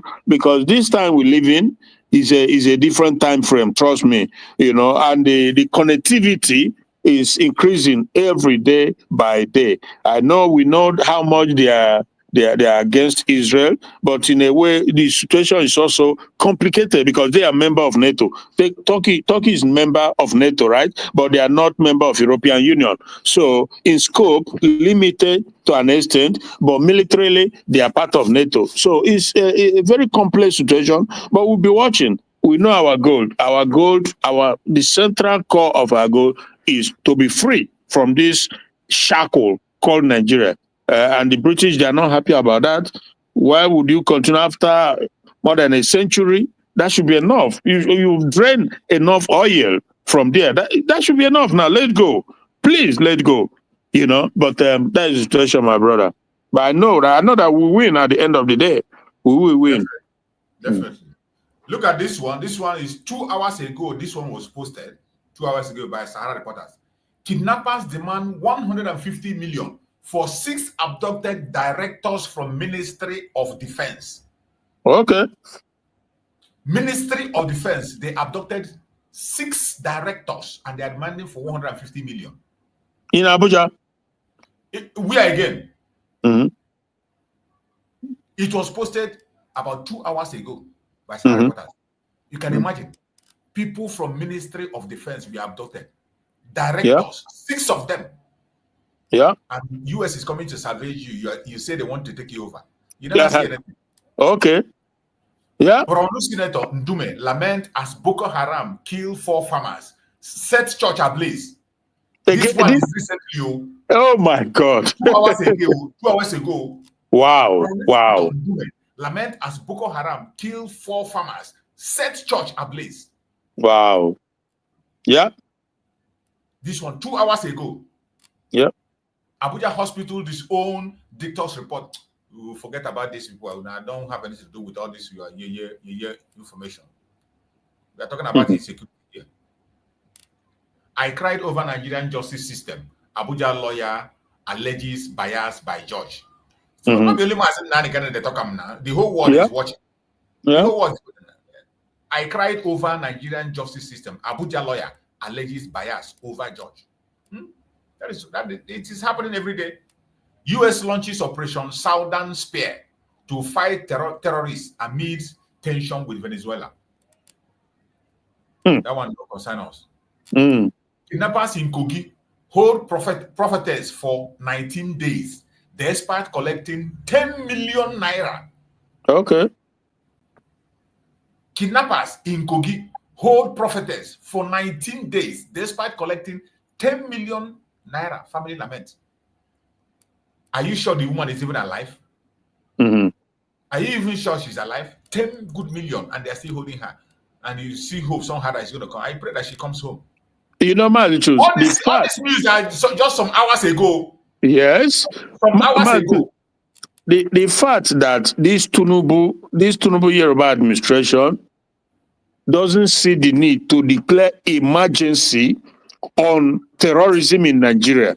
And when you declare emergency on terrorism in Nigeria, all the military, all the paratroopers, every security agents, their priority will be on going after them. That is when you declare emergency on terrorism. But they don't want to do it. Why? Because trust me, they are part of it. They are part of it. Yeah, 100%. And people can continue to fool themselves, and at the end of the day, they will pay a price for it. The government of today, just like the government before, they are part of it. They have hand in it. That is why they've not shown any meaningful movement, meaningful effort to declare emergency on them and go after them. They won't do it. Every day, there's no one single blessed day that passes. You don't hear terrorism here, kidnappers there, this and that. So that is a pathetic situation about Nigeria. And they're trying to deceive America to say, or give us 100 days to sort it out. But those telling you those things, they know what the agenda is. Look at this one. 2 herdsmen nabbed for kidnapping in Oyo admit collecting over 2.4 million. Okay. Individuals snap them. Presidency charges Nigerian Guild for editor 16.5 million to meet Tinubu at banquet hall. Ha! Imagine. What is it? Presidency charges Nigerian Guild. President charges Nigerian Guild of Editor. Yeah. They charge them 16.5 million to meet Tinubu at banquet hall. For what? Disgraceful outing. In what? Disgraceful? To meet Tinubu now. That is to support him with that or what? Maybe to meet him to present their own matter now, to promote themselves. Why this is? But why the millions about that? For what? What is that? For them to see Tinubu, for them to meet with Tinubu, they have to pay 16.5 million. Yeah, but that is what Alin Dume said, that when he asked for appointment to meet Tinubu, they say how much? Exactly. This thing now confirm it. He confirmed what he said. You know, they were debunking it. Yeah, they deny. And Charles Anogolo said to him that if it's true, that is shameful. But this confirms it. Everything you want, they ask you how much. Hey, Odiego. Yeah. And this is the country that people are hoping that is going to be good. Yeah. Katsina Hisba board destroy 120 cartons of alcohol in Funtua. Say it is unlawful. Yeah. The same alcohol where we bring the tax, they go follow share the tax. So exactly. They go follow share the tax. Share it equal to everybody. Even they go get even larger portion self. That is part of that blasphemy law that Ted Cruz is suggesting, right? So, exactly. but the people in the zoo, they go say, "Hey, make that no come, make America no," but they are the ones suffering it. How can you bar people from drinking alcohol? Now your mouth. If I use my mouth or my money, what thing concern you? How do you? I wonder. Bad news in that zoo. Nigerian Petroleum Minister Lopo Biri denies alleged diversion of frontier fund. He deny. At the end of the day, he goes see na hintifam. Yeah.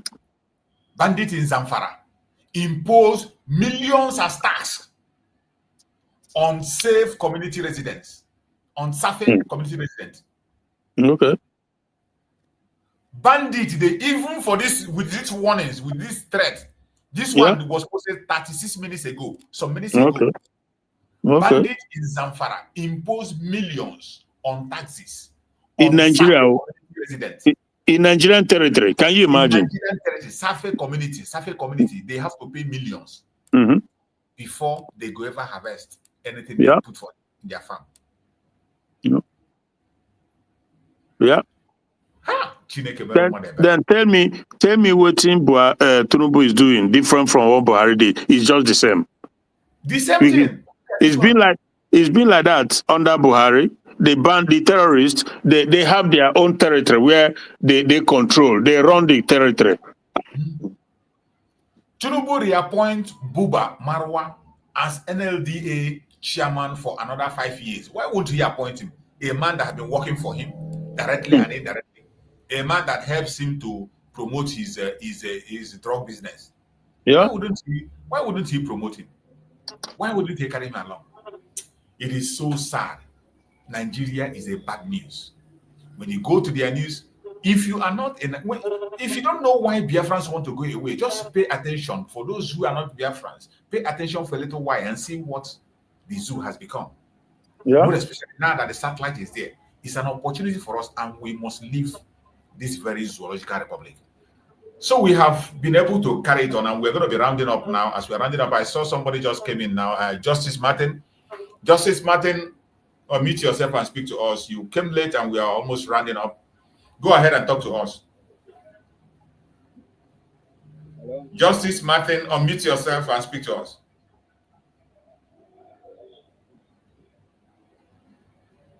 Justice Martins, are you there? I think we can't be able to hear him. Justice Martins, we can't hear you. Maybe you got a problem with your set. So my beloved brother Christian, we have done it. We're going to come back again in the evening hopefully by 5:30 Biafran time. We'll be online again to be able to touch one or two things. Evening program is just 1 hour and we will hit it and everybody will have his rest. My beloved brother Christian, please give us your closing remark as we end the program. All right. Yeah, thank you so much, Brachus. And we have to continue. And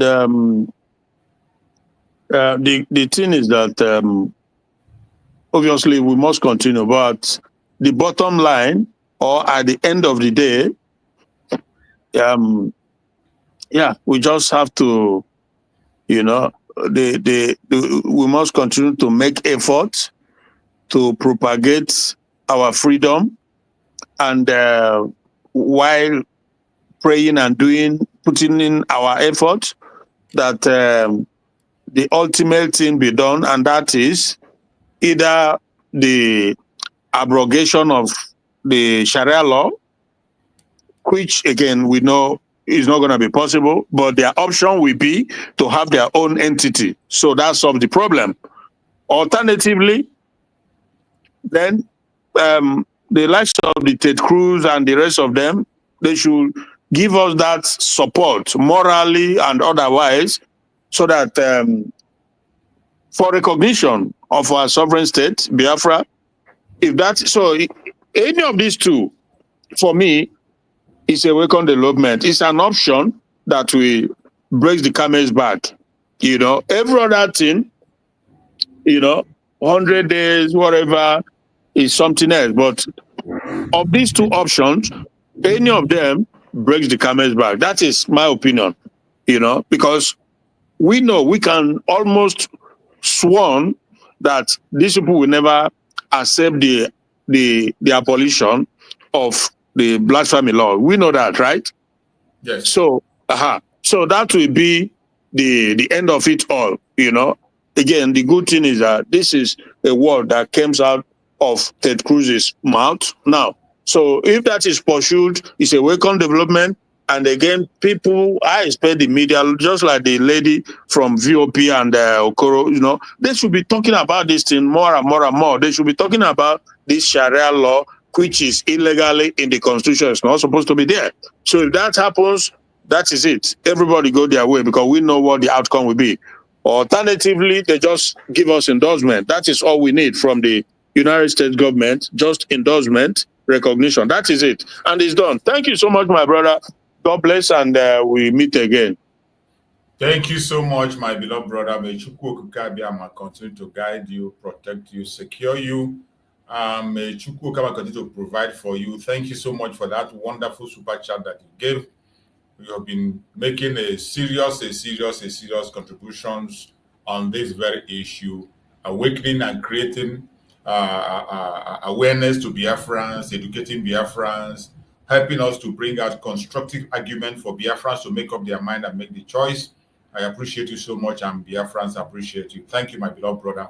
May Chukwu Okike continue to guide you in all your ways. You too. My fellow Biafrans, I appreciate every one of you that have joined us on this platform today, wherever you join from, more especially people that are connected from Biafra land. I pray that no evil shall befall you. Every attack of the enemy will never come to you. Nobody will kidnap you. The accidental bullet will never touch you. I pray that everyone in Biafra land, or every Biafra across the world, wherever we are, will be safe and secured, and we will all gather together and we'll raise the flag of Biafra.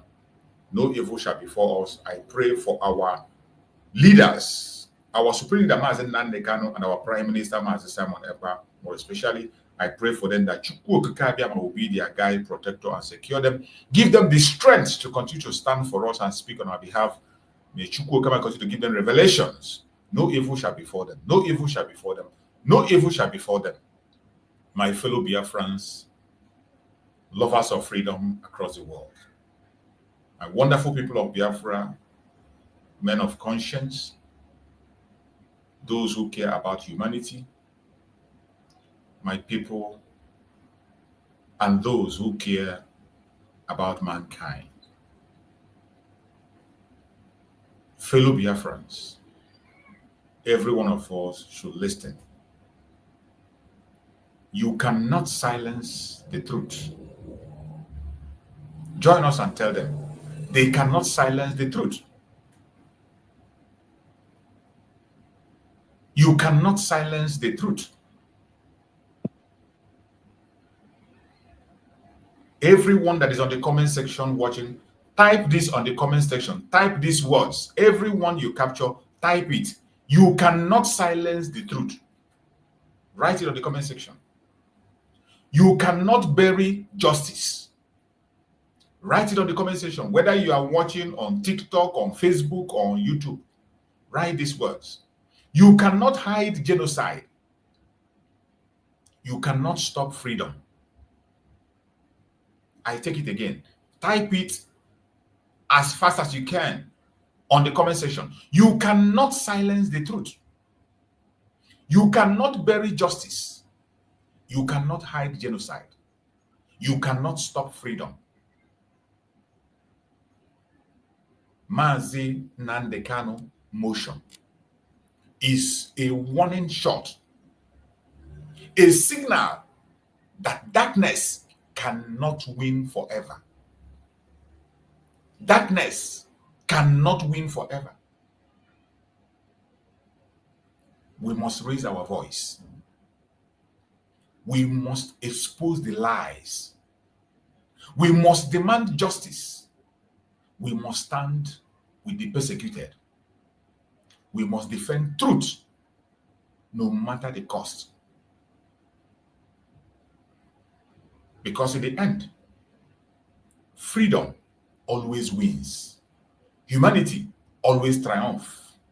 Biafra shall rise. May Chukwu Okike Abiyama continue to guide and protect every single one of us. See you again later in the evening, 5:30 Biafran time. Touch your notification bell. If you have not subscribed, subscribe, like, and share. And make sure you join us on the evening time.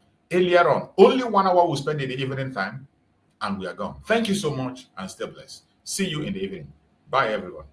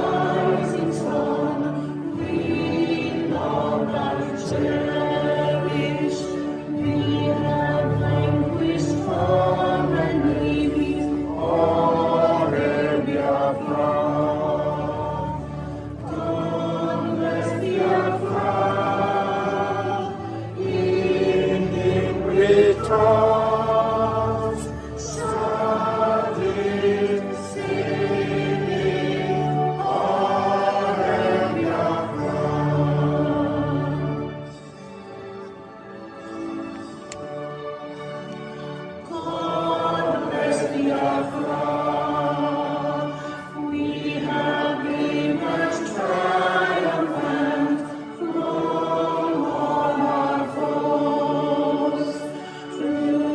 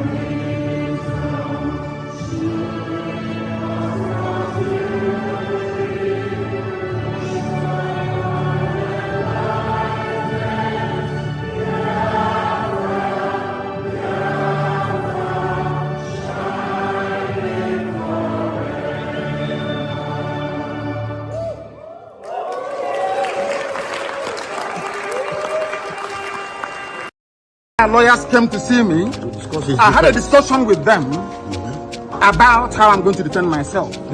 I told them that no court in Nigeria has jurisdiction to try me. Because since this offense was committed in England, so they said, it's only a UK court that can give a Nigerian court the authority to proceed, isn't it? Based on that, they now amended the charge again. I removed London. Location of the broadcast. Contrary to section 196, 174 of the Terrorism Prevention Act 2022. In violation of their own laws. In violation of their own laws. And you want me to stand trial under such circumstances? Is that possible? Nnamdi Kanu to stand trial where these shenanigans are going on? It's not possible. Anybody standing in trial or coming to try me is a terrorist. That's what they are not saying. Not me. As simple as that. Section 2, subsection 3F of Terrorism Prevention and Prohibition Act. That's what it says. Any court considered to try me is committing an act of terrorism. Yes. Very clear.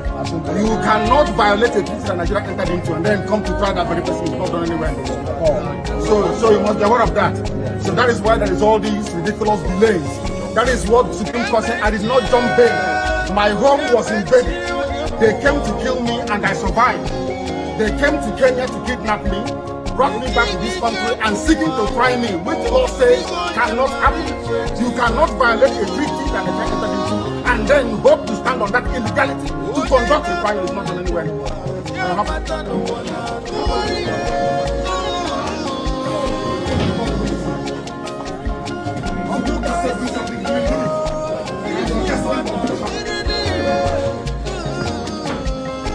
And you wonder why God cost you.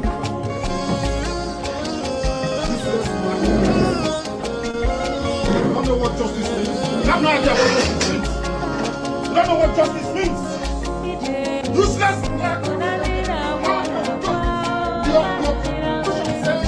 You cannot try anybody unless the law is written.